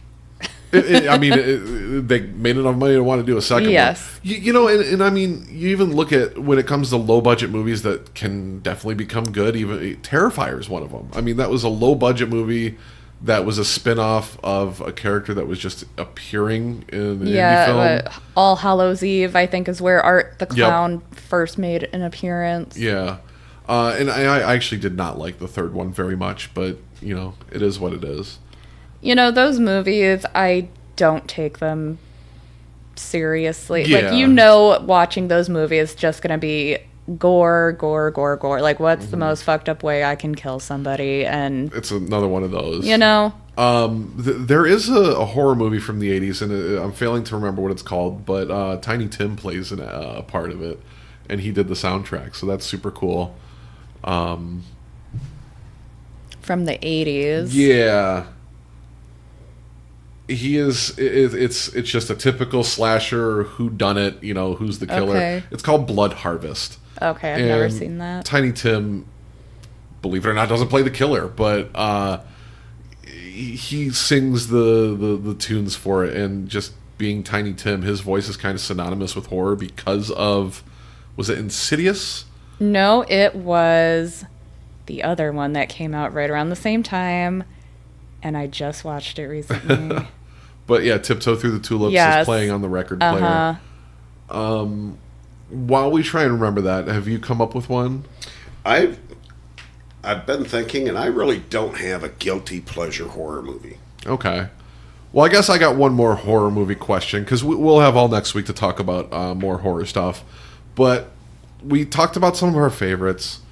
What is a horror movie that you hyped in your own mind, or people hyped for you, that became like just one of your least favorite or worst horror movies? Something that I want to see this, I need to see this, and it just fucking let you down in every way. Probably some of the Jason movies. Oh, by the way, it was Insidious. Was okay? Yep. Yeah, I was right. Okay. Yeah, for some reason I thought it was a different movie. Anyways, something that was hyped up and then I was let down by it. Yeah. Let's see. The last Halloween movie. You know, I don't think that was hyped up for me. I never really got too much into Halloween. I liked the first 3, and then they lost for me. So I in terms of the new Halloween movies, I liked the first one, but then the other two, like Halloween Ends and Halloween Kills, or whatever they're called. Yeah. I did not enjoy those. Sometimes they just need to know when to stop. Yeah. I'll give you, while you guys are thinking of this, I'll give you mine real quick. And it was self-hyped. 3 from Hell.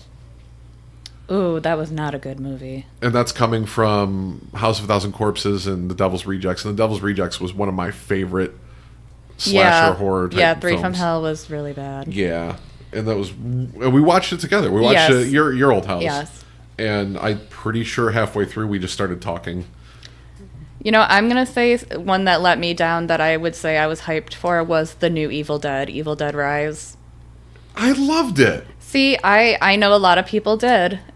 And again, maybe I'm being too harsh with me trying to see it as an Evil Dead movie. Yeah.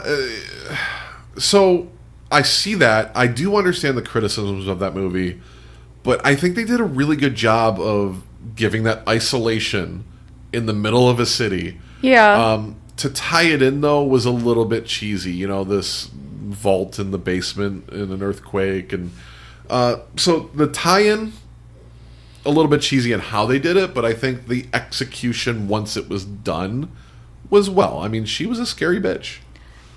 Yeah, in terms of what I expected and then what I got was a bit of a letdown for me. I completely understand that, and I can respect that. Because I love the Evil Dead franchise. The first remake that came out in like 2018 or something. 13, Yeah. I thought was phenomenal. They took a borderline comedic horror movie and made it legitimately frightening. Yes. And yes. they did it well. I mean, the scene of, and it was in the trailer for that movie, and what made me want to see that movie, but her sticking her head out of that fucking floor when it's all chained up still sticks with me. And haunts Yes, me to this definitely. day. And then when it comes to scenes that, and it's not even overtly gory in the scene, although the movie is, but the needle to the eye of the guy that just gets abused throughout the whole movie, the one that conjures the demon. Yes. Ooh, that one may give me the heebie-jeebies. So, what's a disappointing horror movie for you, Pops? Like I said, I got to go with probably all the Jason movies at the end. Yeah, just that one. Okay. Okay. All right. Anything else you guys want to talk about before we take our break? I mean, I could talk about this all day, so. Next week I think I want to delve into some horror literature. So, Okay. Maybe my dad has time to listen to one book on tape so he can act like he's read a book in his fucking adult life. So if that's the case, You're not far from wrong. we'll take a quick break. When we come back, we're going to talk about. I'm going to want to go over I'm going to read off of Google. I'm just going to find a list of the top candies, Halloween candies, and the worst Halloween candies, and then next week we'll buy them and we'll try them and rank what we think is our favorite. Okay, so sounds good. Got that. And then Jessica, I've been wanting to do this with you for probably 5 years. Jessica claims that Dasani is such a bad bottled water. It is. that I'd she rather can- be thirsty. That she can blindly identify it. So we have 4 bottled waters, and then I'm going to throw some tap water in there. Okay. And we're gonna have you try them, and I'll have my dad do it too, and just rank waters. Okay. So it'll I'm be ready. super fun. I am curious if you can pick out Dasani, and if you can't, where you rank it. Now, is this going to be one is Dasani and the rest is tap water, or am I trying 4 different bottled waters? There's 5 different waters. Okay, so 1 tap water, 4 bottled. Yep. Okay. Correct. Okay. I will tell you just straight up. I did want to almost trick you and do like 5 waters and all of them be Dasani and see if you did the thing where you're like, ooh, that one's better than this one. But I wasn't going to be that mean because that would just be mean. It's just, I mean, that's all there is to it. But I did think about that. So Well, since I brought them, I think we're going to have you two do it. that's fine. If you want to do Okay. them. That way there, I'll lay them out. I'm very Okay, much in so- the boat where water is water to me, so for me to pick out differences is going to be difficult. Because not only that, but I also chug water to the point where I don't taste Well, it. just let us know which one's wetter. Water is not wet. All right. All right, quick break and we'll be right back. This has been Monday Night. You love food, right? If you like food, big opinions, and crazy dudes with even bigger appetites, you're invited to be part of the family on Monday Night Meat and Potatoes.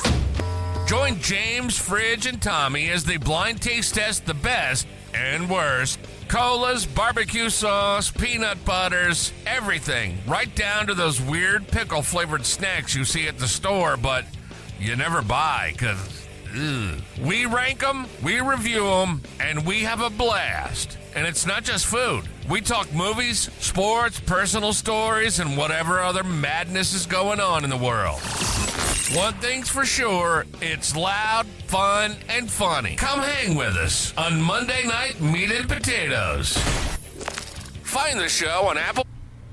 All right, so what we got going on now is, like I said, long-running Dasani is the worst water in existence, according to Shelby and Jessica, with Absopure being the best. Unfortunately, we don't have Absopure, but we do have 4 different bottled waters, and Dasani being one of them. And then we have a tap water kind of control or wild card there. I originally was going to give Jessica and my dad these waters, but my dad brought the water, so he's going to hand them out. And like I just said to Jessica, now it puts on more pressure, because I constantly say, Dasani's no fucking different. So now if I blindly rank Dasani the worst, and Jessica picks Dasani out of the lineup and says it's the worst, I'm going to have to admit that Jessica was right. And that just hurts my pride. Because you know me. I'm a fucking, I like to be right type person. So we'll get right into it. And I like to prove James wrong kind of person. Absolutely. I think a lot of people do. Just because I'm such a cocky prick when it comes to a lot of that stuff. So let's get to it. This is water number 1. Okay. Water number 1. And I'm going to pull out my notes so that we can keep track of our rankings, Jessica. Are we doing a 1 through 5, 1 through 10? Usually we rank out of 10. Out of 10, okay. So, let me just put 1 through 5 for both of us real quick. 1 through 5. Now, Absopure being your favorite, is there any others that, like, if you see on a shelf, if they don't have Absopure, you'll go for? You know, I don't buy a lot of bottled water because I've got my big water bottle and I fill it up with tap water. I'm fine with tap water. So, all right, I guess we'll just get right to it. I don't know why I want to smell it. All right, smells like water. It tastes like water. This is going to be a lot more hard for me, difficult for me, because like I said, I taste like water. I mean, that one. If okay. I had to take a guess on which one I think is tap water, I already think this one might be the tap water. So I'm gonna try and be as critical as I can about these. So this one does have a very, very, very slight metallic flavor. And maybe that's just me. But again, if it is tap water, that makes sense because there's calcium in it, and fluoride and things like that. You want some water to cleanse your palate? Yeah, absolutely. It tastes like water to me. I'm giving it a 7. Yeah, I think that might be tap water, which I have no problem with tap water. I'm just gonna give this like a safe 6. All right. There's your choices of what water do you think they are. So you want us to guess as well? Yes.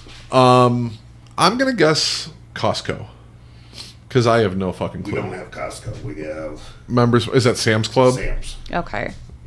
If you're gonna talk, you gotta talk into the mic though. We can't hear you. All right, Sam's Club. I'm going with that as my guess. Water number 2. Water Us. Just what did you got the rankings? Yeah, Okay. I got rankings and our guesses.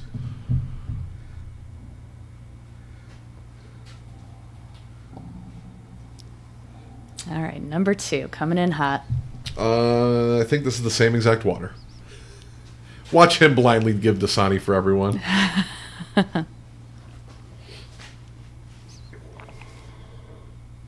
That tastes like water. Oh, I know bitch ass Dasani when I taste it. See, there's no flavor to this. There was more of a flavor to the last one. I'm saying this is Dasani, and I'm ranking it a 1. I'm going to give it a 7 because I like water, and it tastes like water. And I'm going to guess Aquafina. Jessica gave that a 1 and is guessing Dasani. All right. Water number 3. Water number 3. This is funny. I really hope If I end up being so wrong on this, I'm just going to have to stick my foot in my mouth. Dasani hate is so forced. Smells like water, looks like water. Tastes like water. I don't tell the only one that had a slight taste was the first one. I don't know. This is funny. I'm going tap water and I'm giving it a 7. Everything's going to get a 7 because I just like water. Tap water. This one I'm going to guess is Aquafina, and I'll give it a 5. Aquafina 5. Water number 4.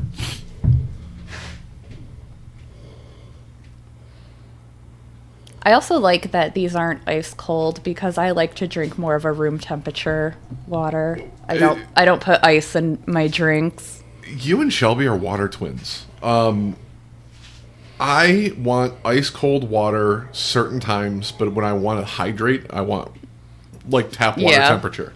If you're going to drink a lot of water to hydrate, you should not be drinking ice cold water. Now, I am going with this one is the worst one I've had so far. And I'm going to try and agree with Jessica's ranking of waters and say this one's Dasani. Because I'm just going to try and trust her here. I'm going to guess this is the Sam's Club one. But I also don't like it very much. It's getting hard, isn't it? But do I dislike this one less than the other one? I don't think so. So I'll give this a 3. And your guess is Sam's Club? Mm-hmm. All right. I ranked it a 7 because they're all water. At least you're being objective. All right. This is our last one. Thank you, Jeff. This one's tap water. I'm going with tap water on that one, even though I already guessed tap water. Ooh, I almost agree with you. This one does kind of taste like tap water, but, well. So I did not guess Actually, Fiji. no. This one tastes pretty clean. I'm going to guess this one's Fiji. And I think this one's actually my favorite one. So I'll give this one an 8. 8 and Fiji. So I did not guess Fiji out of any of them because I double dipped on tap water. So, with that being said, Dad. Why am I nervous? What was water? No, you know what? Should I just start off with Jessica has to go home now? Let me first start with Jessica's ranking from best to worst. Fiji, these are based on your guesses. Okay. Fiji at an 8. Then tap water at a 6, Aquafina at a 5, Sam's Club at a 3, and Dasani at a 1. Mine are all ranked 7, so I can't give an order. What is water number 1? Water number 1 was Fiji. Okay. Oh. You know what? Maybe that's why it had that very mineral-y taste. Yeah, that's the only one that I really had any type of flavor, in my opinion. Well, Jess went with tap water on that one. Mm-hmm. Yep, I guess Sam's Club, so we were And both you wrong. guessed Sam's. Water number 2 was Members Mark. Oh, That's the one Jessica thought was Dasani. dang. Uh-oh. Jessica thought it was Dasani. Please give her the highest ranking for Dasani. And James thought it was Aquafina. Yep. Water number 3 was Dasani. Which you ranked a 5 right in the fucking middle. Damn. What did I guess? That was Aquafina? You guessed it was Aquafina. Yeah, you went Aquafina. Well, Didn't rank it the highest. And James, you said it was tap. I did. Okay, water 4 was Aquafina. I guessed Dasani. Jessica guessed Sam's. And the last one was tap water. So I did get that one right. So tap water's my favorite. But you know what? I'm a tap water drinker. Same. So But, and I'm not going to give you too much shit here, because Shelby ranked Dasani as number 2 out of 6. You ranked it 3 out of 5, right in the middle of it, but throws a little wrench in your idea, doesn't it? it does. Which one? Aquafina is objectively worse to you. I couldn't even tell you the last time I drank Aquafina because, you know, most vending machine bottled water is Dasani. Yeah, because Coke has a stranglehold Yeah. on vending machines. I think Aquafina is Pepsi's answer to Dasani. Is that a Pepsi product? Let's see. If it doesn't say, I mean, you probably can't see because you're old and decrepit. Pepsi brand water. It is Aquafina. Okay, so Aquafina might have to go down as Okay, your worst you when it know comes what? to your popular bottled waters, but you ranked. Well, okay, so I guess Blindly's a little bit different, but Yeah. I stand by my statement. I'm still not going to seek out Dasani. But at least now you can't. I think you could at least amend your "I'd rather go thirsty." I'd rather go thirsty than drink Aquafina is what I've learned today. I think what I learned today is if Jessica is thirsty and I only have Aquafina or Dasani, I just don't tell her what it is and she'll drink it.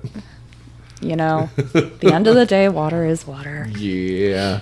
But that was a fun little experiment. Right, that's what I'm saying. It's so much different, especially when you have the pressure of, God damn it, I've been bragging about this for so long. Which one did you guys both rank the highest? I ranked them all a 7. I ranked tap water the highest. She gave tap water an 8. And that's completely fine. See, I enjoy this. And that was Jessica's Members lowest ranked. You gave it a 1. You thought that was Dasani. I did. I did not like that. So let me see that bottle real quick. So Sam's Club, Makers Market, is that what it's called? Members Mark. Members Mark. And it is purified water with calcium chloride and sodium bicarbonate added, purified by reverse osmosis. So it's just fucking Tap filtered. It's Yeah. just filtered water. All right. Let's go over the candies, and then we'll finish with trying our few snacks we have here. So I have a website that has it's delish.com, and they have the definitive ranking of the best and worst Halloween candies. I'm going to go through this list really quick, and then we'll just pick a couple of our favorites to try next week. Okay. And then just stop if you want to argue any of these. Last place. Do you guys want to guess Candy what that corn. is? Necco wafers. I fucking love candy corn and Necco wafers, so I'm weird. They ranked the last in 34th place Tootsie Rolls. See, I like a good Tootsie Roll. Tootsie Rolls is such a classic to me. You can't hate on a Tootsie Roll. It's not chocolate, but it's good. I like them. I like Tootsie Rolls. But when they get hard and old, they're awful. Yeah, they need to be you fresh gotta have and them chewy. fresh. Now, do you guys like the flavored? I don't even know Yes. if the brand is Tootsie It Roll. is. They If do it- It make is Tootsie Roll. I like the think orange and the the vanilla. vanilla. I love the vanilla ones. I like them. I do. Number 33, they have a tie, Almond Joy and Mounds, which I absolutely despise because it's coconut. I love both. I like Mounds a little bit better because it's dark chocolate, but Mounds is one of my favorite candies. Denise is, I would have to say Mounds is probably her favorite candy. Now, Jessica, you don't really have it, but you do have younger siblings. Did you ever have the I'm older than you, I'm taking the candy out of your thing because I'm your older sister tax? No, I never really was like that. So, stepdad tax for me, dad tax, what's the candy you would have stole out of ours first? Normally, probably Reese's. So, I steal one that no one likes, and it's perfectly fine because it's one of my favorites, Whoppers. I do not like Whoppers. I do like Whoppers. Nope. Number 31. In small amounts. Good and Plenty. And I don't dislike black licorice, but Good and Plenty's aren't good. I don't like them. I don't know if I've ever actually had a Good and Plenty. It's Wait, is that a gummy? It's just a On the little inside. tiny piece of black licorice covered in a sugar coating. Like a hard candy sugar coating. I mean, I I like black licorice. I don't love it, but Yeah, I don't go, I'm craving black licorice, but if it's Yeah. there, I'll have a couple pieces. yeah. So yeah, I would not ever seek that out. Number 30, I love Lifesavers, Which one? the original 5 flavor. So it's cherry, grape, pineapple, Okay, so- lime, and one other. I don't know. Not those gummy things. That That's came out another with. one of those candies. If someone offered me one, sure, I might take one, but Won't buy them. love them, I wouldn't go that far. I'm not a big hard candy person, but when it comes to a hard candy, I'm putting Lifesavers as number 1, even above Jolly Ranchers. But I'm really No. partial to the pineapple flavor. I absolutely fucking adore it. I think the sour apples are better. The only time I buy, I will amend my statement that I don't buy Lifesavers.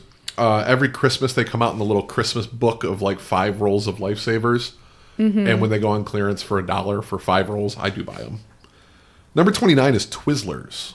Love them. See, that's another classic to me. It's not bad, but again, I don't seek it out. That is, You offer it to me, I'll have one, but I won't buy them. to be honest with you, we never take a vacation without stopping to buy the big bag. I'd rather have Red Vines. Is that the one that you peel? Yeah. Okay, I do like those better. Number chewier. 28, Hot Tamales. Don't like them. I don't like any cinnamon flavored candy for that matter. I like again, it's one of those things. Hey, you want a hot tamale? Sure, but Yeah. I'm not buying that. I wouldn't buy them. No. 27 is something I haven't had in many years, but I only like one flavor of it. Runts. I love runts. I only like the banana. I loved They still runts. sell them. Yeah, apparently. I mean, this is this year. I also the banana was also my favorite, but in terms of a hard candy, yes, runts are really good. 26 is Smarties. I like them. No, I do not like the chalky candy. I do. Like sweet tarts Yeah, and but you like Necco Necco, too. wafers. Yeah. I don't like any I of like that. the texture of them for some reason. I mean, it is what it is. 25, they have a tie. Airheads and Laffy Taffy. I disagree with both of these because they should be ranked high. I love them both. I also love both. I'd put Airheads above Laffy Taffy. Again, Laffy Taffy, banana my favorite. I miss the watermelon with the fake seeds in it and things like that. I always liked the white airhead. The mystery flavor Yup. was usually wild cherry. And so, actually, do you know how Dum Dums and Airheads get their mystery flavor? They mix them all together. No. I don't know. So I used to think maybe it was just an actual mystery flavor. Maybe they mixed them. Found this out maybe 10 years ago, and it's super interesting. When they're making the candy, they don't have a facility that makes all the flavors at once. So they'll make a batch of one flavor, and then where they attach the two together in like the rolling machine, where it attaches, 2 flavors get mixed, and that's their mystery flavors where it's mixing. So it'll be a little bit of one flavor and a little bit of another. Okay. So that's what your mystery flavors Okay, are. that's cool. Yeah. Number 24 is Heath. Oh, hit me with a Oh. good Heath bar all day. Especially out of the freezer. All day. Yep, Heath is great. I love a good toffee. Toffee and chocolate go together so well. We have a local company called Dave's Toffee. Have you guys had it? No. They're based out of Harrison Township. They are now national, and I love them because, we don't. I'm not getting political here, but they send boxes of rocks to politicians they don't like and things like that. Oh, my goodness. And it's just hilarious. They are based in Harrison Township. You know, just real quick, for Christmas last year, my mother-in-law, Scott's mom, made like a homemade Heath bar and brought a bunch over. Oh, it was so good. Yeah. I made, for the first time in my life, I made some homemade toffee, and I just threw some, was it peanuts? I think I just did peanuts. And it turned out okay. You know, toffee's basically caramel with some baking powder, baking soda, and there's a couple ingredients Yeah. added into it. But yeah, super good. 23, probably appropriately ranked for me, Milk Duds. I'm not a huge fan of them. I hate Milk Duds. I like Milk Duds, but only in the little box because that's all I can take at once. It's not a good caramel. It's not a good chocolate. And, caramel and chocolate go together well. It's just, it's texturally wrong. It's taste wrong. 22 Junior Mints. I liked Junior Mints when I was a kid. I don't think I've had them in 20 years. I think I'm right there with you. I don't have a dislike for them per se, but also I can't see myself sitting there in front of a movie and eating a box of Junior Mints. Right. That's like, give me a couple and I'm done. Agreed. 21. I love it. It's controversial. Candy corn. Ugh. Yuck. I love candy corn, but I do dislike the candy corn pumpkins. So those... Denise makes a dessert. Well, it's not really dessert, but where you take salted peanuts and you add it, and it changes everything. Yeah, I've had it. It's great. That is good. I'll have to try That's it. the only way. Next time Denise makes it, I'll bring you some Okay. over. Okay. Number 20 started out actually, and this is just a fun fact because I'm that guy. Started out as a Neapolitan 3-piece bar. It was a strawberry, a chocolate, and a vanilla. Three Musketeers. During the sugar shortage of World War I or II, they changed it to just chocolate. But 20, I would rank that higher. I don't dislike a Three Musketeers. I like Three Musketeers, and I wish I could have tried it as the 3 flavor. Yeah. Because that sounds really good. Not a big fan. I like the texture of same. the nougat in the center. When I was a kid, I'd eat the hard chocolate around it and have just And the then gooey just center. the center. Yep. Yep. I wouldn't say no to a Three Musketeer. Number 19, which if you want to try the vanilla version, this is basically it. Charleston Chew is basically a vanilla version of Three Musketeers. Now, I've never had it though. I've never had it in my life. I'm just reading the love description. Charleston Chews. Okay. It says it's a Three Musketeers, but different flavor. Pro tip: eat them frozen. Okay. So maybe try that. Okay. Number 18, Blow Pop. I hate the gum inside is trash. I like the sucker I'd rather have a Tootsie Pop. and then throw the inside away. The gum Yeah, is awful. if I'm having a sucker, I'm not trying to get to gum in the center. Yeah. I'd rather have just a regular sucker or a Tootsie Pop. And Yeah. the Blow Pops, you get to the gum center and It's hard. it's like bazooka gum. It's flavorless, it's hard, but also like it's either you're licking gum with a bit of the fucking sucker left over, or you have to chew the gum and then you have crunchy bits and it's texturally off. All right, Sour Patch Kids are 17. Too low in my opinion. Love them. I'd rank that higher. I don't really like gummies, so I don't really like Sour Patch Kids. Okay. But it's gummy candy in general is at the bottom for me. Did not know that. 16, Kit Kat.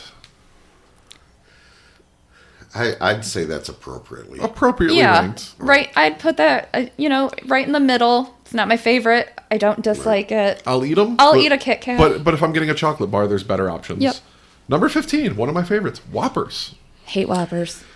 I like Whoppers, but it's like Milk Duds in small quantities. Number 14, I don't care for too much, Nerds.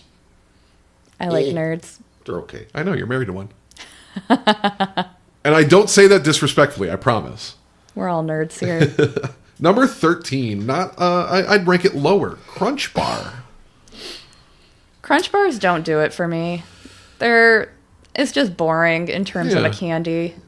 It's fried rice inside of a chocolate bar. you I know? actually- Not fried rice like Chinese fried rice, but like, you know. I think I like the texture more than I like the taste. I like the texture, but there's different brands of like a crispy chocolate bar that are way better than a Crunch bar. One of my favorites, Toblerone, if you want a chocolate bar with some crunch in it. I love them. All right, 12. We're getting into the heavy hitters now. I'd rank this higher. This is probably a top 3 candy bar for me, chocolate bar. Milky Way. Yep, love a good Milky Way, just like a Three Musketeer, but better. That can drop in rank about 15. You don't like Milky Way? I don't like Milky Way. Get the fuck out. Number 11, I would not rank this above a Milky Way. 100 grand bar. That's top 3 for me. Really? I love And 100 gram bars. That's a crunch bar with caramel. Yeah, and it's so much better. Once again, I like the texture more than I like the flavor. All right, getting into the top 10 here. This one might have recently outranked Reese's for me, Twix. Twix are good. I think it's my favorite chocolate bar right now. I'd drop that about 5. Do you prefer the left or the right? Ooh, left. Good choice. Good choice. Number 9, Starburst. I like Starburst. Yellow's the best flavor. You get out too. It tastes like Windex. No, it doesn't. It tastes like lemon. When I had this job and I worked for this company that was based in Royal Oak, and I was on our first all company meeting, and he introduced the new hires, and he asked everyone an icebreaker question, and mine was, "What's the least or worst flavor of Starburst and why?" Or no, what was your favorite flavor of Starburst and why? And my answer was anything but yellow. And everyone agreed with me for the most part, Jessica. Well, a lot of you can be wrong at once. It's fine. Yellow's the best. All right, number 8, Trolley Sour Bright Crawlers. So sour gummy worms. See, again, gummy candy is at the bottom for Is it me. a texture thing? Or is it just you just don't care for it? I just don't care for them. Okay. I'd put Sour Patch Kids way above gummy worms, personally.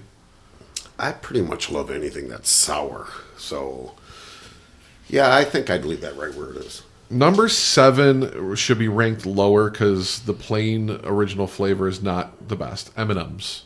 They have original is number 7. Peanut is better. Peanut butter is better. I remember a long time ago when they came out with a raspberry flavor. It was like a chocolate raspberry flavor. The best flavor of M&M, and then they stopped making it. See, if I'm eating M&M's, it will always be peanut. I like the peanut butter the best, but the pretzel's also a good solid choice. Number 6, Reese's Take 5. Great candy bar. Yeah, that's a good one. Pretzel I've ever had chocolate. one. It's pretzel inside of a Reese's, basically. Never had Amazing. it. And it's got caramel in it. So I was going to say it's like pretzel, caramel, peanut butter. peanuts. It's all of the It's good so things. good. Sounds good, but I've never had one. Number 5 is Butterfinger. Ooh, that's got to go up. Fifth Avenue is better than a Butterfinger. I don't like Butterfingers. I love them. don't like the way it gets stuck in my teeth. I don't think the flavor is that good. I would rank that lower. Number 4, tie Baby Ruth and Snickers. I'd put them a couple down, but not too far. See, I like a good Snickers bar. Snickers they're fine. I'd rather have a Milky Way. Yeah.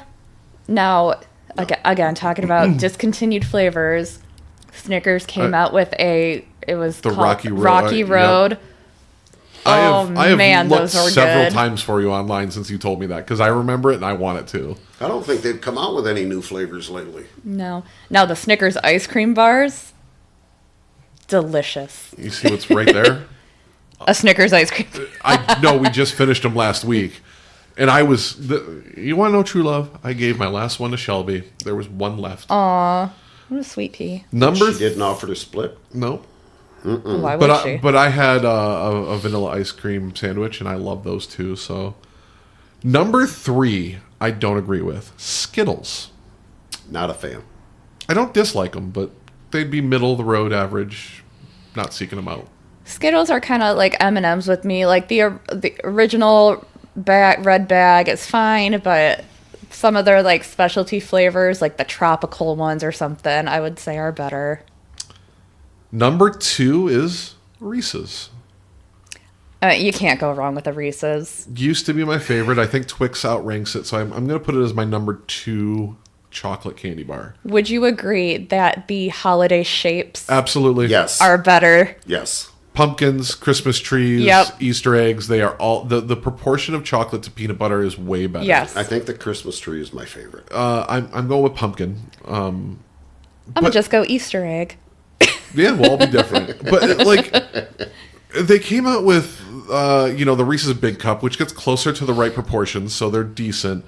But then you had they came out with the Chocolate Lovers Reese's, where it was just a very thin layer of peanut butter, and I'm like, who the fuck wants Or that? didn't they come out with the reverse one where it was like a peanut butter shell It with a wasn't chocolate good, fillet? Yeah. But So, what is the right way to eat it? there is no wrong way to eat a Reese's. How do you eat it? I shoved the entire thing in my mouth in one bite. I Do eat you the- really? Yes. I eat the chocolate edge and then leave the center. So do I. Now, I will say this, though, and it's very hard to dethrone a classic Reese's, but they recently came out with Reese's Oreo as a collaboration.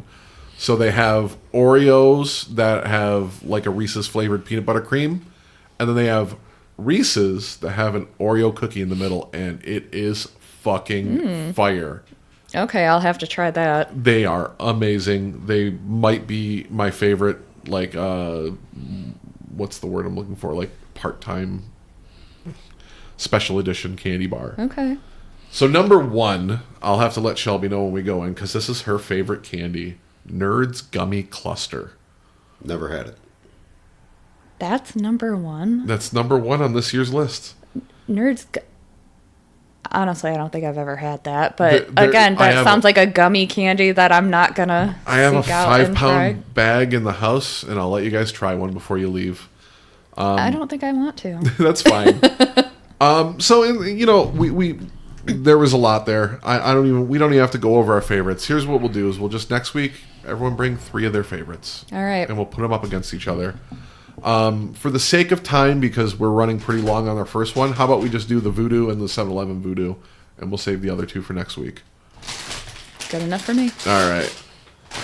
So what we have here, we have reviewed them on the podcast last season. We have Zapp's Voodoo Chips, but these are Voodoo Heat. And then by happenstance, I had Spicy Bayou Blaze, which is a 7-Eleven brand, which is supposed to be their kind of take on them, but they are ruffled, which I do prefer a ruffled chip over a non-ruffled chip. So do I. So, I guess we'll just delve right into Now, these. I will say Zapp's Voodoo is one of my favorite potato chips. I never had them until last season, and they're delicious. All right, so I'm trying the Zapp's Voodoo Heat, which I've never had before.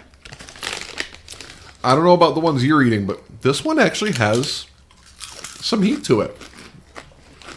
It tastes like the Voodoo chip, but it's ruffled, and it's got some heat. So I'm reviewing the 7-Eleven Spicy Bayou Blaze New Orleans style ripple potato chips before, because they have the Zapp's in their hands. This is a good fucking chip. I am, and I talk about this a lot, I'm not a huge chips person, but I'm going to give that an 8.6. That is very good. Now, Zapp's, I believe, is a kettle-style chip, so they're going to be different textures. Yep, that tastes like a Voodoo chip with extra heat. So Voodoo Heat. Now, does it have a decent amount of heat? Because the 7-Eleven one actually has a decent amount I'll of say heat. yes, that has a decent amount of heat. There's not a lot of heat to the Voodoo. Voodoo Heat. All right. It's mild. Now, I do like a kettle chip better than a ruffle chip. So, let's see how this goes. And I'm just the opposite. For a 7-Eleven chip, the Spicy Bayou Blaze, this is a good potato chip. I'm telling you, don't sleep on 7-Eleven snacks. I could see myself getting a bag of the... Oh, I'm not sharing that. They have very similar flavor profiles. I'm edging the Zapp's out a little bit with the 7-Eleven. Oh, it's a heart. It's a heart. Hold on, let me take a picture of that. That's adorable. The Zapp's are spicier.